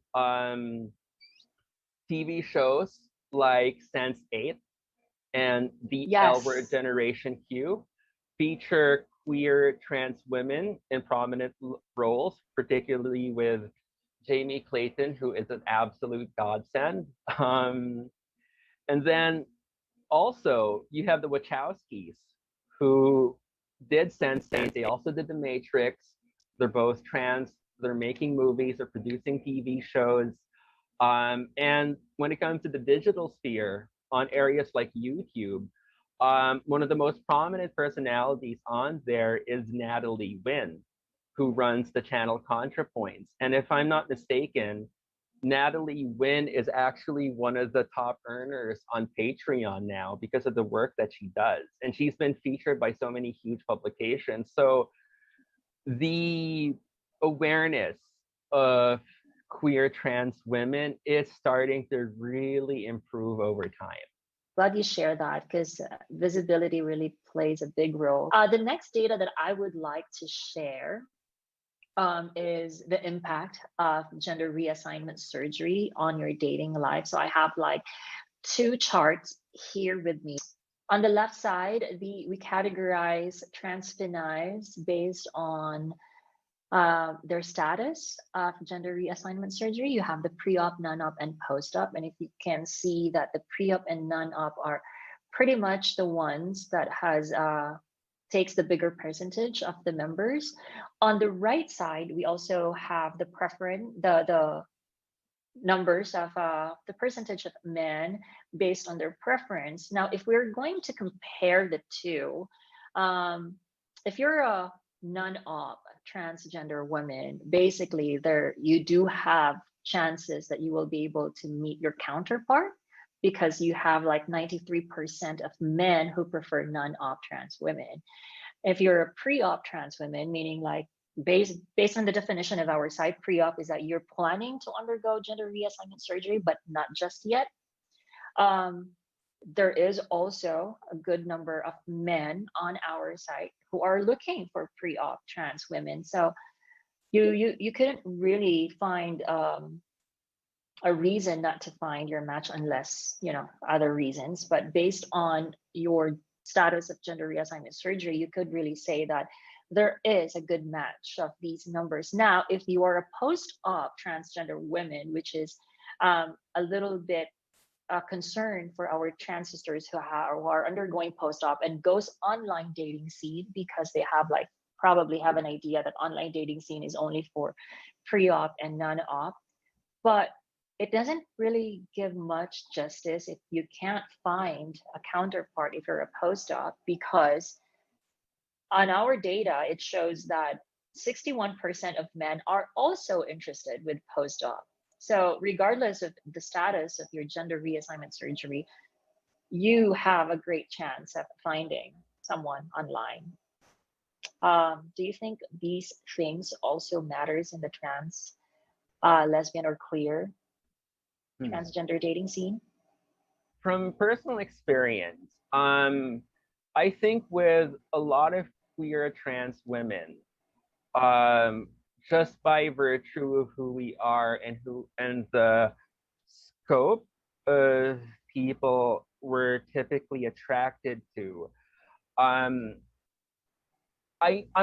pretty sure for a lot of people genital preference plays a role, but in a lot of the transgender women that I know and that I'm very close to, and I'm speaking for myself here as well, it doesn't really matter as much as the person. So I guess we're more attracted to the person themselves than we are to whatever body parts they happen to have. Right. Like with me, for instance, I'm attracted to both cisgender women and transgender women. So what's really between the legs isn't really a factor for me. Just as long as we get along and she's pretty, that's really all I care about. But that's me as a trans woman. Um, when it comes to potential cisgender partners, and in particular, partners who are cisgender women, um, it, it's very interesting because I've found in my experience that some of the women who I've gone out with, for the most part, either identify as bisexual or pansexual. Um, I have actually gone out with a couple women who consider themselves to be lesbians. Um, I've gone out with straight women, but that's something I'll never do again. But anyway, um, so from the point of, trying to look into the point of view of cisgender women who go out with us, um, I think with some cisgender women, they don't really care if we are post-op, non-op, or pre-op. There are cisgender women, especially those who identify as pansexual, who really have no preference over the genitals. There are women Right. though, and this is more with some of the lesbians I've gone out with, who have always been interested in um who've always been interested in dick. Sorry for lack of a better word. Who've always been interested in dick and Right. never found typical cisgender men to be attractive enough to actually want to explore or date or do anything with. So there are there are minorities or pockets of cisgender lesbians or sapphic cisgender women who may identify as bisexual or pansexual, who are more attracted to women than anything else, who like the fact that with trans women, we're sort of a best of both worlds kind of option. I know that might sound sort of fetishistic to some people. In my experience, it can be, but I've also had experiences, genuine, beautiful experiences where it was not fetishistic at all. Um, there are just some women who were curious about it, and the idea of dating a non-op or a pre-op transgender woman is very attractive to them. People tend to get very confused and very there when it comes to like a lot of the terminology and a lot of different Right. identities, because terminology and identities, they definitely serve a purpose, but I think there comes a point where it either becomes too confusing or too rigid that it prevents people from actually having meaningful experiences that they actually want to have. So sometimes there are cases in which, it sort of goes against that. That's why, on a personal level, while I really do think of myself as a lesbian in terms of my sexual attraction and orientation, I started using the term sapphic because it's a lot more inclusive. And for me, I find it I find it as a good term of, being able to celebrate who I am and who I love, while also being true and honoring parts of my past and maybe parts of my partner's past also.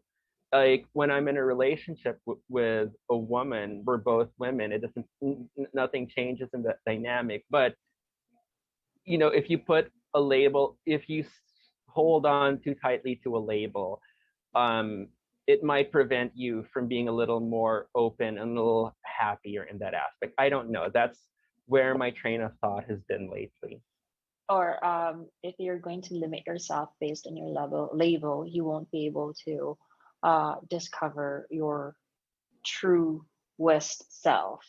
Exactly. My next data is all about sexual roles, and I'm so interested about sexual roles in the queer transgender dating scene. If you can see with my the two charts here, the left chart shows the number of transpinays that are being categorized based on their sexual roles. So you have the top, the bottom, and the versatile. And then on the right chart, I have the number of members or the percentage of members that are also based on their sexual role, which is top, bottom, and versatile. I want to compare the two, and let's start with the easiest. So if you're a versatile person, obviously you are going to look for a versatile person. There is a good percentage of men who are versatile and men who are looking for versatile trans women and trans pinays who are actually versatile. Now, looking at the numbers of bottom trans pinay. So if you're a bottom trans pinay, then obviously you're going to search for a top man. And there is a good number of men who are top and searching for a bottom. If you're a top trans woman, then you actually are going to look for a bottom man.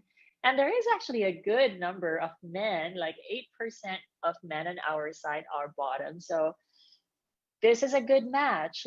So this data shows that you could find someone in the online dating scene. How about in the queer transgender dating scene? Ooh, okay. So, you know what? The figure that you're showing right now, based on my personal experiences and my assessment of not just my own experiences, but the experiences of other queer trans women that I know, it's very similar to the graph that's on here.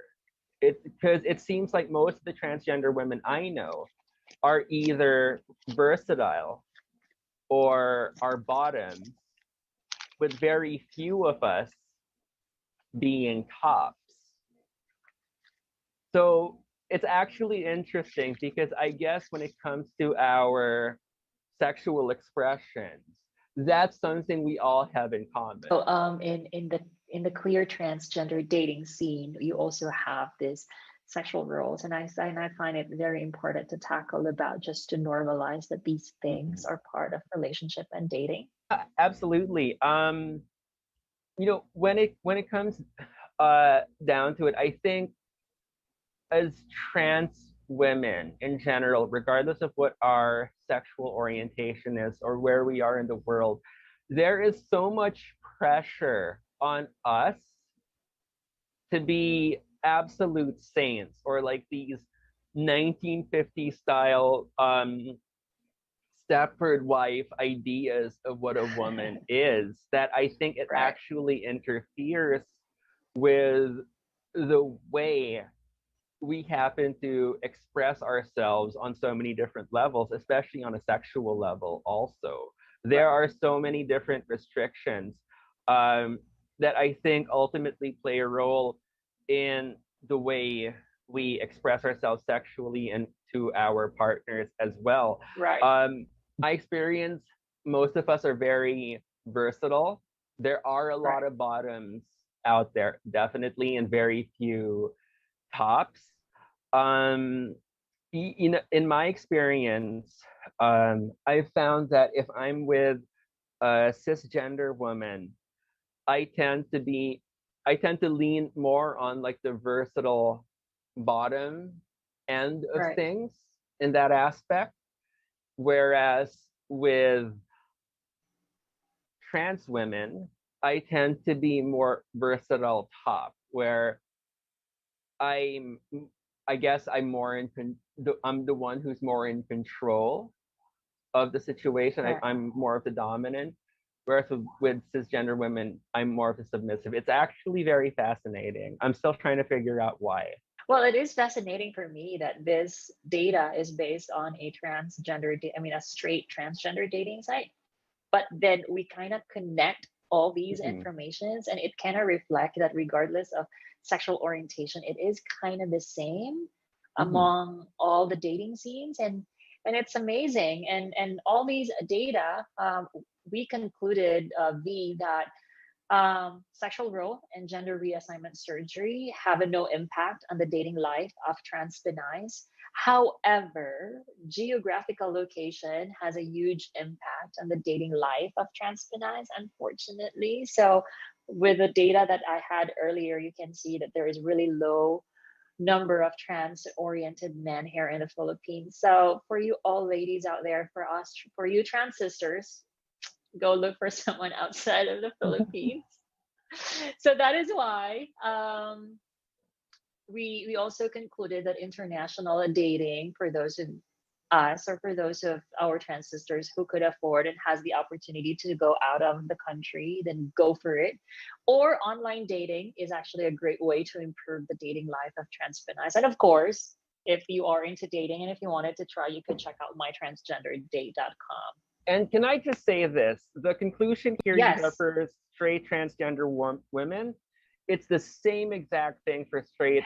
Sorry. No way. Yeah, what you have here for straight transgender women applies also to queer transgender women. Seriously, like sexual role and GRS have really no impact on who we love and who dates us from a Right. queer perspective. Geographical location definitely has a huge impact. Like, I cannot begin to count how many other queer trans girls that I know, and I'm including myself there, are insanely frustrated that the the other queer women that we think would be perfect partners for us happen to be in other countries. This Oh is a real no. thing.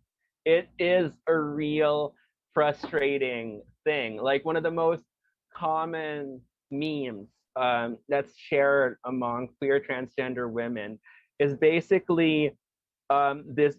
I don't know if you've seen, it's like the good night meme of like one girl texting good night to another girl.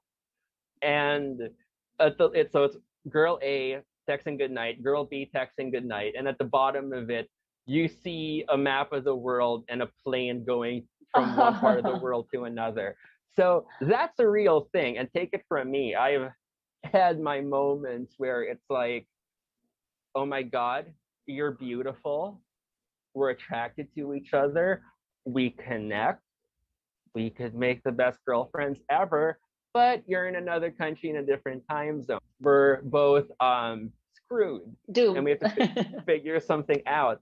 And yes, Oh no. international dating and online dating is really a great way to improve the dating life. And I don't think this is just limited to trans Pinays. I think this is something that transgender women, regardless of their sexual orientation, experience everywhere.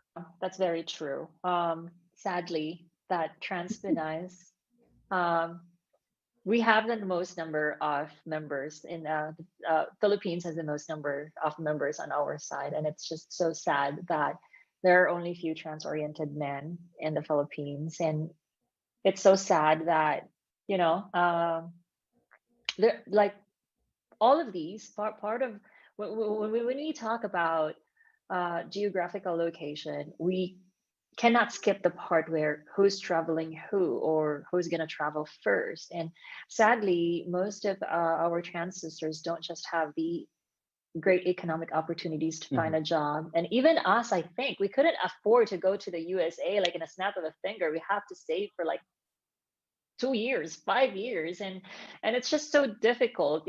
I can feel your frustrations because you connect with someone, you meet with someone. I mean, you chat with someone for so long, you exchange messages, but then again, you're too far away and you couldn't even fly at this moment because of the pandemic. You couldn't even afford to fly right away.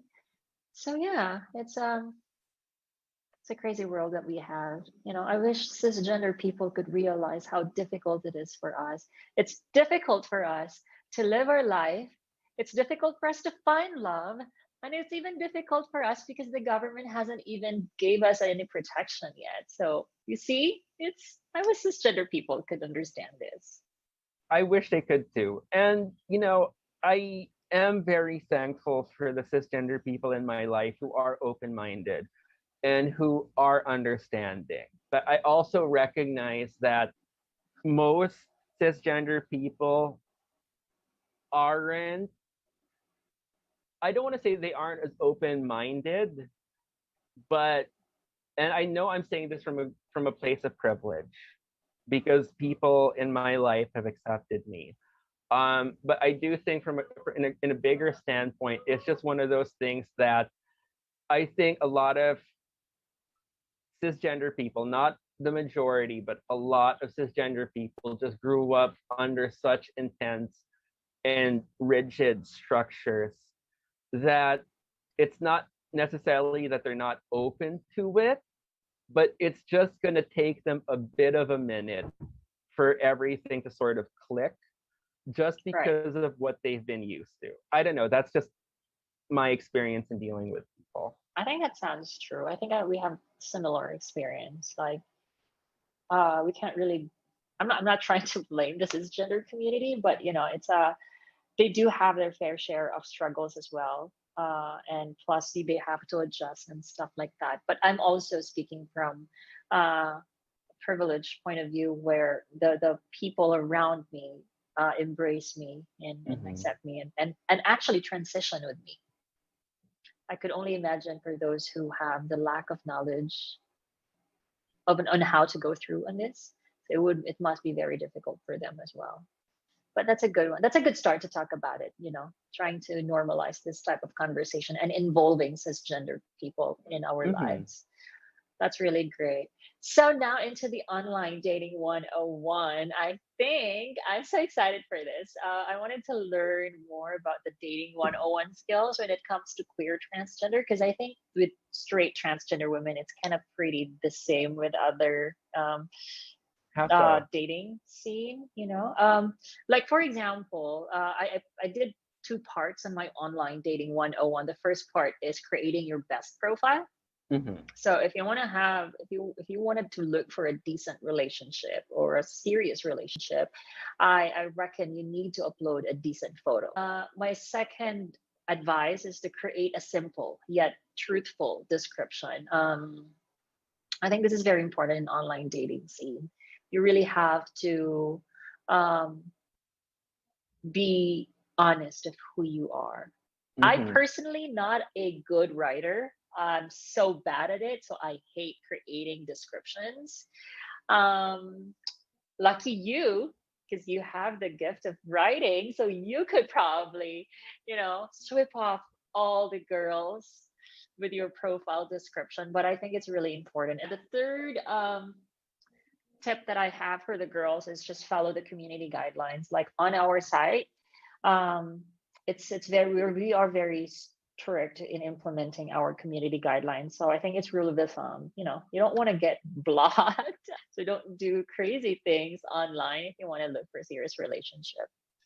So yeah, what do you think about that? Oh, I'm in absolute agreement when it comes down to that. I guess in my experience, when it comes to online dating, it's either I met someone on a dating app like her or Bumble, Right. or I'll meet someone on a Facebook community, and Mm. we'll hit it off, and next thing we know, we have this weird.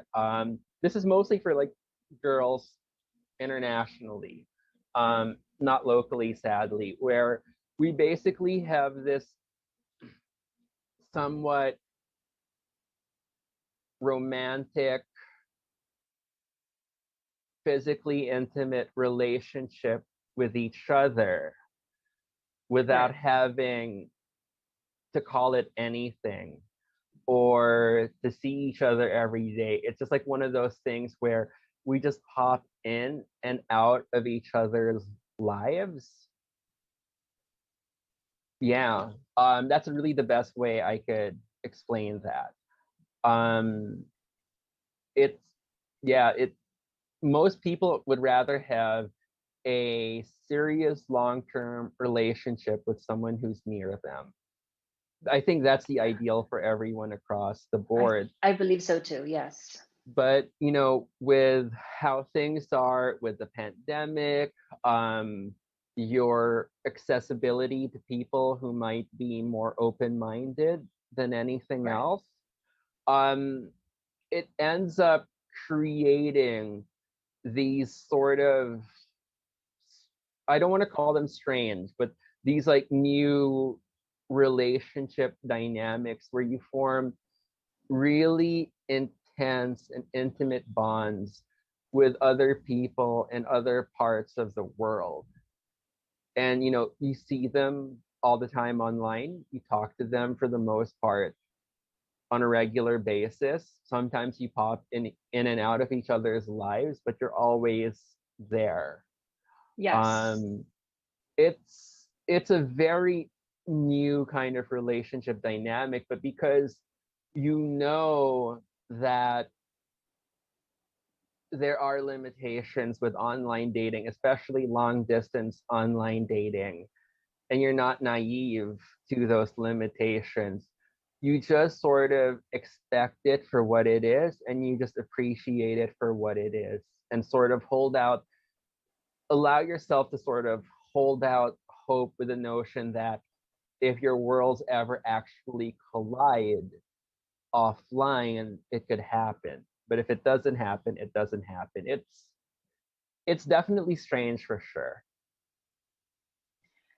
I do also have the do's and don'ts in online dating. Very quick. Do visit the site frequently as you can. Do send original messages. And this one, don't share your contact details right away. I'm a very Mhm. big advocate for this. Like, dear, I'm so scared of people sharing their contact details right away. Don't do that. Like, why would you?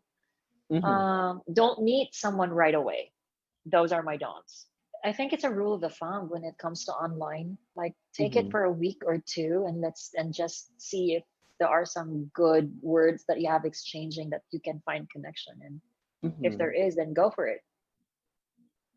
Yeah, I Right. mean, in my experience, I found that it can go a number of ways where someone might ask me for my contact details right away. And usually when they ask Mm-hmm. for that, I'm like, no, I'm gonna stop talking to you. I'm sorry. Um sorry, not sorry. To share that safe sex is not just all about, protecting yourself from getting HIV or STDs or STIs. First in my list is that always make sure to make out with someone who knows about your gender identity. And we just discussed this earlier, right? Like everything else about what's in there should be laid out and should be put on the table. Like honesty is the best policy, is what you have said.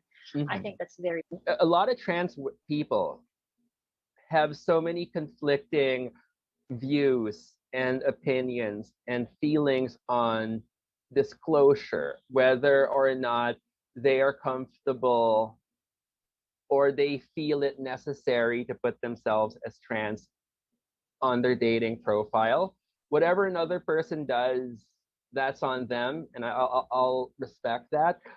But for me, on a personal level, I put that I'm transgender on my dating profile. I put that I am looking for women and I am a queer transgender woman in my dating profile, just so it clears up any misconceptions. And that aspect is something we can do.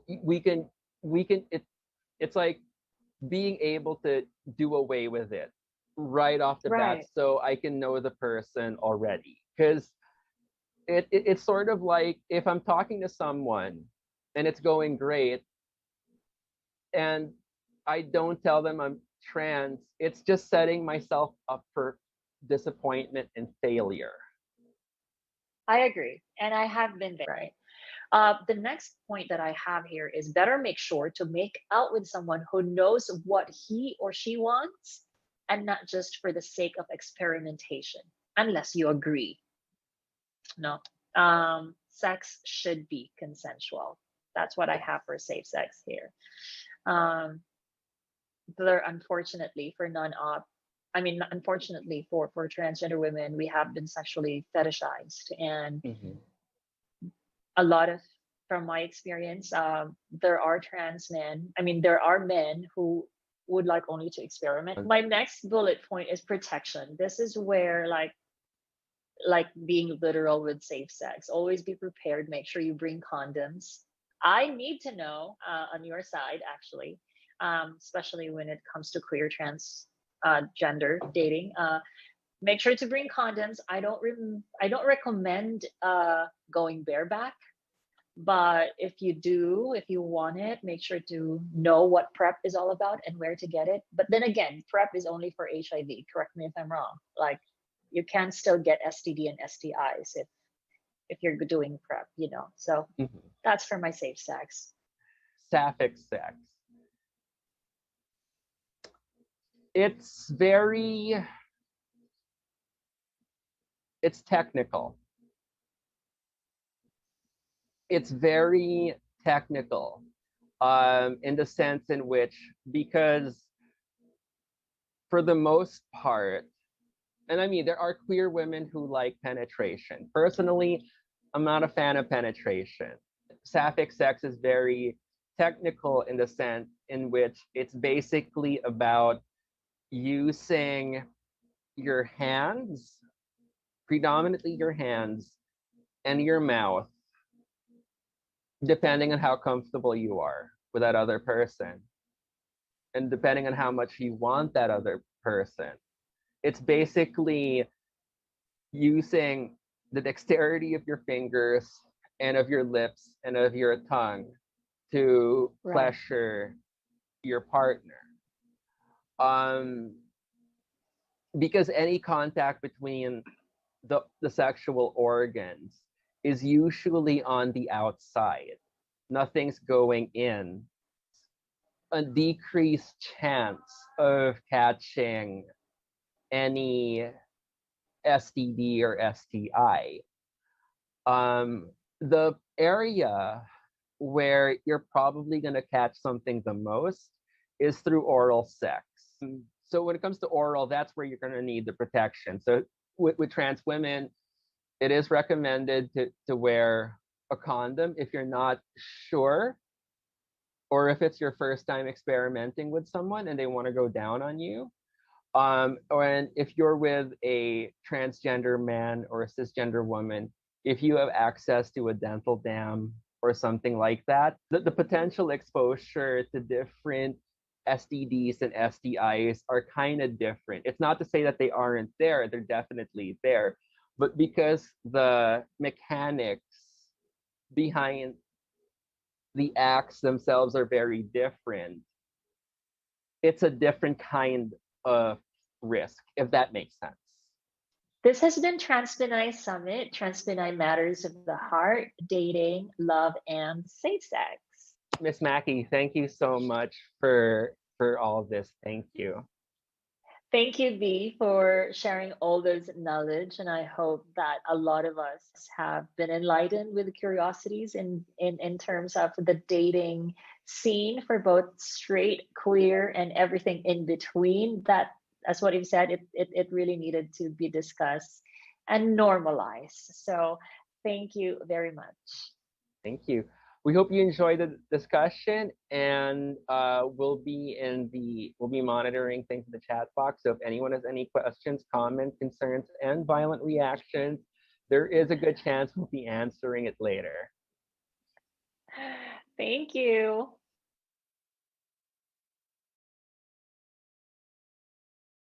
Thank you very much to our dating experts, Queen Mackie and Lady V. Wow, that was a meaningful conversation. A lot of our trans sisters have tuned in to your discussion. I myself have been learning a lot from it. And I guess we have some questions to actually answer at this point. So let's call on back our experts, Mackie and V. Hi, Hi. Mackie. Hi, Hello. Queen Bella. Hi, how are you? Hi, V. What's up? Hi, can you hear me? Yes, we can hear you. Thank you so much for opening up statistics and data. Definitely, those things were enlightening.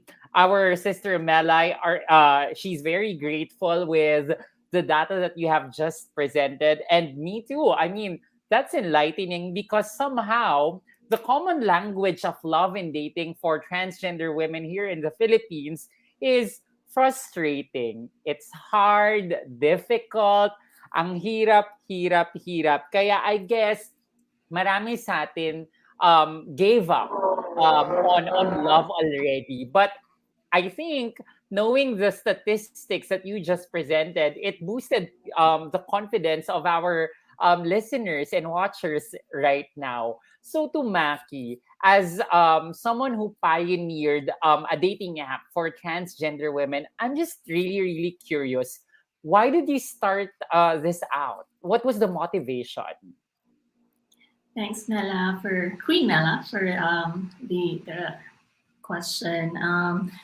You know what? It was so frustrating at the very first stage of creating the site. It feels like I was swimming against the waves because we know for a fact that trans dating online is such a controversial thing, especially us for trans advocates who have been fighting for our rights. Um, there has been a a dark image of trans online dating scene. So it was really difficult for me, coming from a trans woman, to create a dating site for trans women. However, I think it has just I learn a lot from all the talks that we have in the Trans Summit, and the biggest learning that I have is hope, and that's where actually the strength is coming from to persevere in creating the dating site. So yeah. And you're making so many transgender women hopeful to one day finally find the man or woman whom they think can be their perfect match, And diba? I would Because proudly, sorry, go ahead. go ahead. Oh, and I would proudly share to you that it's also very fulfilling to know that there has been a lot of couples that are being built through our site, and in fact, we have been invited to wedding ceremonies here in the Philippines and abroad too. But unfortunately, um, we were not able to attend the abroad ceremonies. So it is fulfilling to have this, despite of the struggles to put up this kind of dating site. Finally, we found a place where we could say we did our job and we deserve our community very well. As a fan of kilig, of weddings, of love stories, definitely you just created a beautiful moment. Thanks to you and to your co-creators. Um, Now, V, in our context as Filipinos, transpinays for sure, the nature of our belief in love has become, or has been romantic and hopeless romantic for that matter. And this is actually rooted with our exposure to rom-coms, fairy tales, the things that we see in the movies and on TV. Do you think it is about time for us as a writer yourself? Should we start writing our own trans love stories now? Absolutely. Absolutely. The time is now for us to really take control of the narrative and just start producing work, whether it's something we do independently, whether it's something we get funding for, it's there. And it's not just as a matter of showcasing our own struggles and showing our hopes and our dreams and seeing it captured on film, in music, on TV, whatever medium that is. I think one of the most important things about representation is the fact that for most trans women of a certain age, because it's changing now, but for a lot of trans women of a certain age, we grew up surrounded by the worst stereotypes of transgender women in the media. A lot of these stereotypes can have a bit, do have, not can, they do have a very negative effect on our psyche that can either prevent us from being happy or even acknowledging the fact that we're transgender to begin with. So it's really up to us now to start changing those perceptions and to start writing our own stories. It's why I always have to go back to the Wachowskis with what they've done with Sense8 and what the Matrix is now. The Matrix is an allegory for the transgender experience. Um, they paved the way. It's now up to us to just start flourishing until people start noticing. And I think give it 10, 15 years with the way things are right now, even though there is some backlash among certain sectors, that wave of creativity from trans creators is going to do so much. Definitely. I have to agree with you. And the time is really now so that people can actually see potentials. More so, transgender sisters who are frustrated about dating life can be hopeful once again. That's the magic that Boys Love series actually gave during the pandemic. And it has been crucial in recreating that narrative of hope so that we can always believe in the power of love. And speaking of which, Maki, I'm interested to know how's dating changed because of the pandemic? Mas mahirap ba ngayon? Mas marami bang involved in online dating? What's the scenario right now? There are so many nuances when it comes to dating, especially when the pandemic started. Because first is we focus on serious dating, decent relationship. But then if you are locked down, you can't just limit yourself into serious relationship because you don't even know if you could get out. You don't even know if this pandemic will end. You don't even know if you could travel and meet people. So apart from dating, there is actually online hookups. I'm not sure if that is part of the dating, but I can say it is actually part of the life cycle of getting to know someone until to the point that you will be able to meet that person. But with this pandemic, there's just so many factors. There's so many, not just changes, but different types of dating this time. Surely it became harder for people who persevere and dream of having a long-term relationship, but at the same time, it opens so much doors of communicating that may turn out eventually into a long-term relationship or maybe just a casual hookups. Mm-hmm. That's the Siyempre, reason why. Sorry, go ahead, go ahead, go ahead, go that's ahead. the reason why online dating plays a big role in amidst of pandemic because you could play around whatever your intentions are. You'll just have to make sure you are honest about your intention. If you wanted a long-term relationship, if you just wanted a hookup, and who knows. I guess because of that trend, marami din sa ating mga sisters na nagsasabing, ayoko na, pagod na ako. Lagi nilang hook up ng hook up. What's your reaction on this, V? Hmm. You know, it really depends on the person and it depends on the personality and what they're looking for and what their situation in life is. There are I you know, I know during the video I used myself as an example a lot, so I'm gonna use myself as an example again. There was a point in my life where that's all I wanted also. So it isn't just, people directing that at me. I directed it towards people also because it was a point in my life. Now that's starting to slow down and I'm looking for something along the lines of a more serious relationship.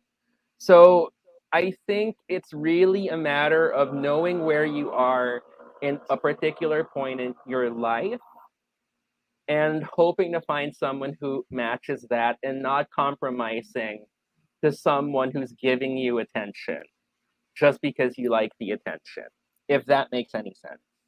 It does. It does. And definitely, that's one thing to ponder about. How about you, Maki? What's your take on that? Nakakapagod ang hook up. Ayoko na. Okay, hookup scene. Oh geez. This has something to do with also being fetishized as trans women, and which I am really not into, especially with our side focusing on serious dating. But I think it's just really part of human life. We tend to be lonely. We tend to look for partners. We tend to look for companion. It may be momentarily, may it be forever. I would definitely agree with what Veronica said. It's really all up to you. It is frustrating, but then you have to prepare yourself. You have to understand, and you have to know what you really want. Definitely. At lagi nga nating sinasabi, love is something that is precious. And if it's precious enough, we work hard on it. We search for it. We let it grow. And by the time that we experience the right kind of love that we deserve, maybe it's a winning moment for all of us. But if love doesn't come to you yet, do not be frustrated because at the end of the day, the first person that you should love is yourself. And on that note, let's complete the sentence for Maki and Veronica. Kamahal-mahal ako dahil. Veronica? Wait, my Tagalog's really bad. I'm so sorry. It's okay. You can answer in English. I am lovable because. Mm. I am lovable because I'm a good cook. She is a good cook. Thank you I'm a so good cook. much. Okay. Sorry, we just have a question from Melai this time. I think we should answer this.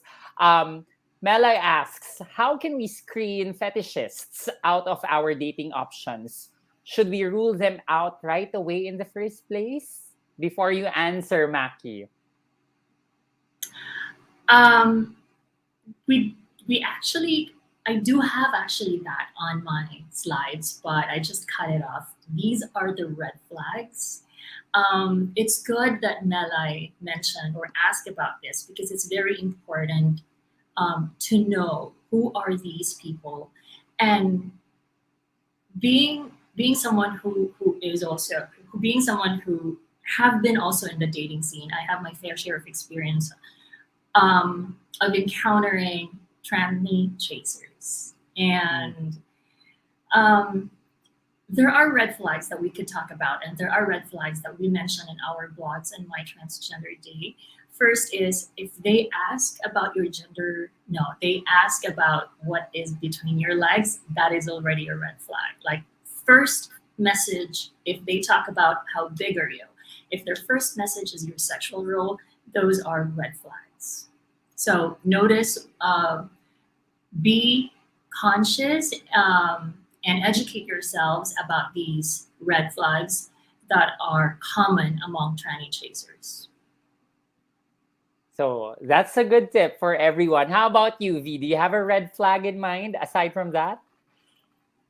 I've actually experienced cisgender women who would qualify as chasers. And the behavior is also the same. Instead of getting to know each other, the first question is usually about sex. Usually for me, the moment it gets to sex right away, I tune out. I stop replying. Okay, so these are valuable insights from our experts. And finally, to complete the sentence, kamahal-mahal ako dahil, Miss Maki? Kamahal-mahal ako dahil mahal ko sarili ko at deserving akong mahalin. Thank you so much for that wonderful inspiration. Trans Pinay, kamahal-mahal ka dahil mahal mo ang sarili mo at deserve mong mahalin ka. Thank you so much for the wisdom this afternoon, Maki and V. You have been valuable in our session today, and for sure, we will be experiencing a world that is not just trans friendly but loving of trans women. Maraming salamat sa inyong Thank dalawa. you so much. Thank you. And that concludes the first ever Trans Pinay Summit. And definitely, this has been a milestone for every trans Filipina. And this won't be a success without the allyship of Google Philippines and PFIP. Maraming salamat din sa ating mga speakers for today. We had Dr. Mikey Inton Campbell, Ms. Rain Villagonzalo, Ms. Melay Lopez, Ms. Rica Paras, Ms. Adri Pangilinan, Ms. Maki Gingoyon of transgenderdate.com, and Ms. Veronica Litton. Maraming salamat din sa ating hardworking at napakalambing na tech team. With your help, it has been a wonderful and smooth sailing summit. To our strap officers and board of directors, congratulations. Thank you for mounting this summit, and rest assured, I am looking forward to the years to come in which more and more trans Pinays will be equipped, empowered, and be proud as trans people. At syempre, sa mga magaganda, mabubuti, talented, at powerful trans Pinays across the universe, I hope this summit enabled you to be future ready. Simula pa lamang ito ng mas marami pang summit. Sisikapin nating isagawa ito every single year, and hopefully next year, face-to-face na tayo. Kaya until next year, sisters, siblings, and allies, ako po si Mela Habijan, your Miss Trans Global 2020. And remember, being trans is a gift. It is our power. It is our precious gold. Maligayang Pasko sa inyong lahat at masaganang 2022. And to formally close the TransPinay Summit 2021, let's listen to the inspiring words of our trans leader, Miss Melay Lopez. Thank you, Mela. I would just like to take this opportunity to thank all of you who tuned in to the TransPinay Summit 2021. Day one and day two. Thank you so much for spending your weekend with us. We really hope that you were able to gather a wealth of knowledge during these sessions. We really designed this so that the transpinites, all of the transpinites out there, can be future ready. We would like to especially thank the BOD for providing the coordination and tech resources for this summit. I'd like to specially mention also the speakers and the hosts for this event. Mela, thank you for doing such a wonderful job in hosting the 2-day summit. I've already told you, I'm going to repeat myself.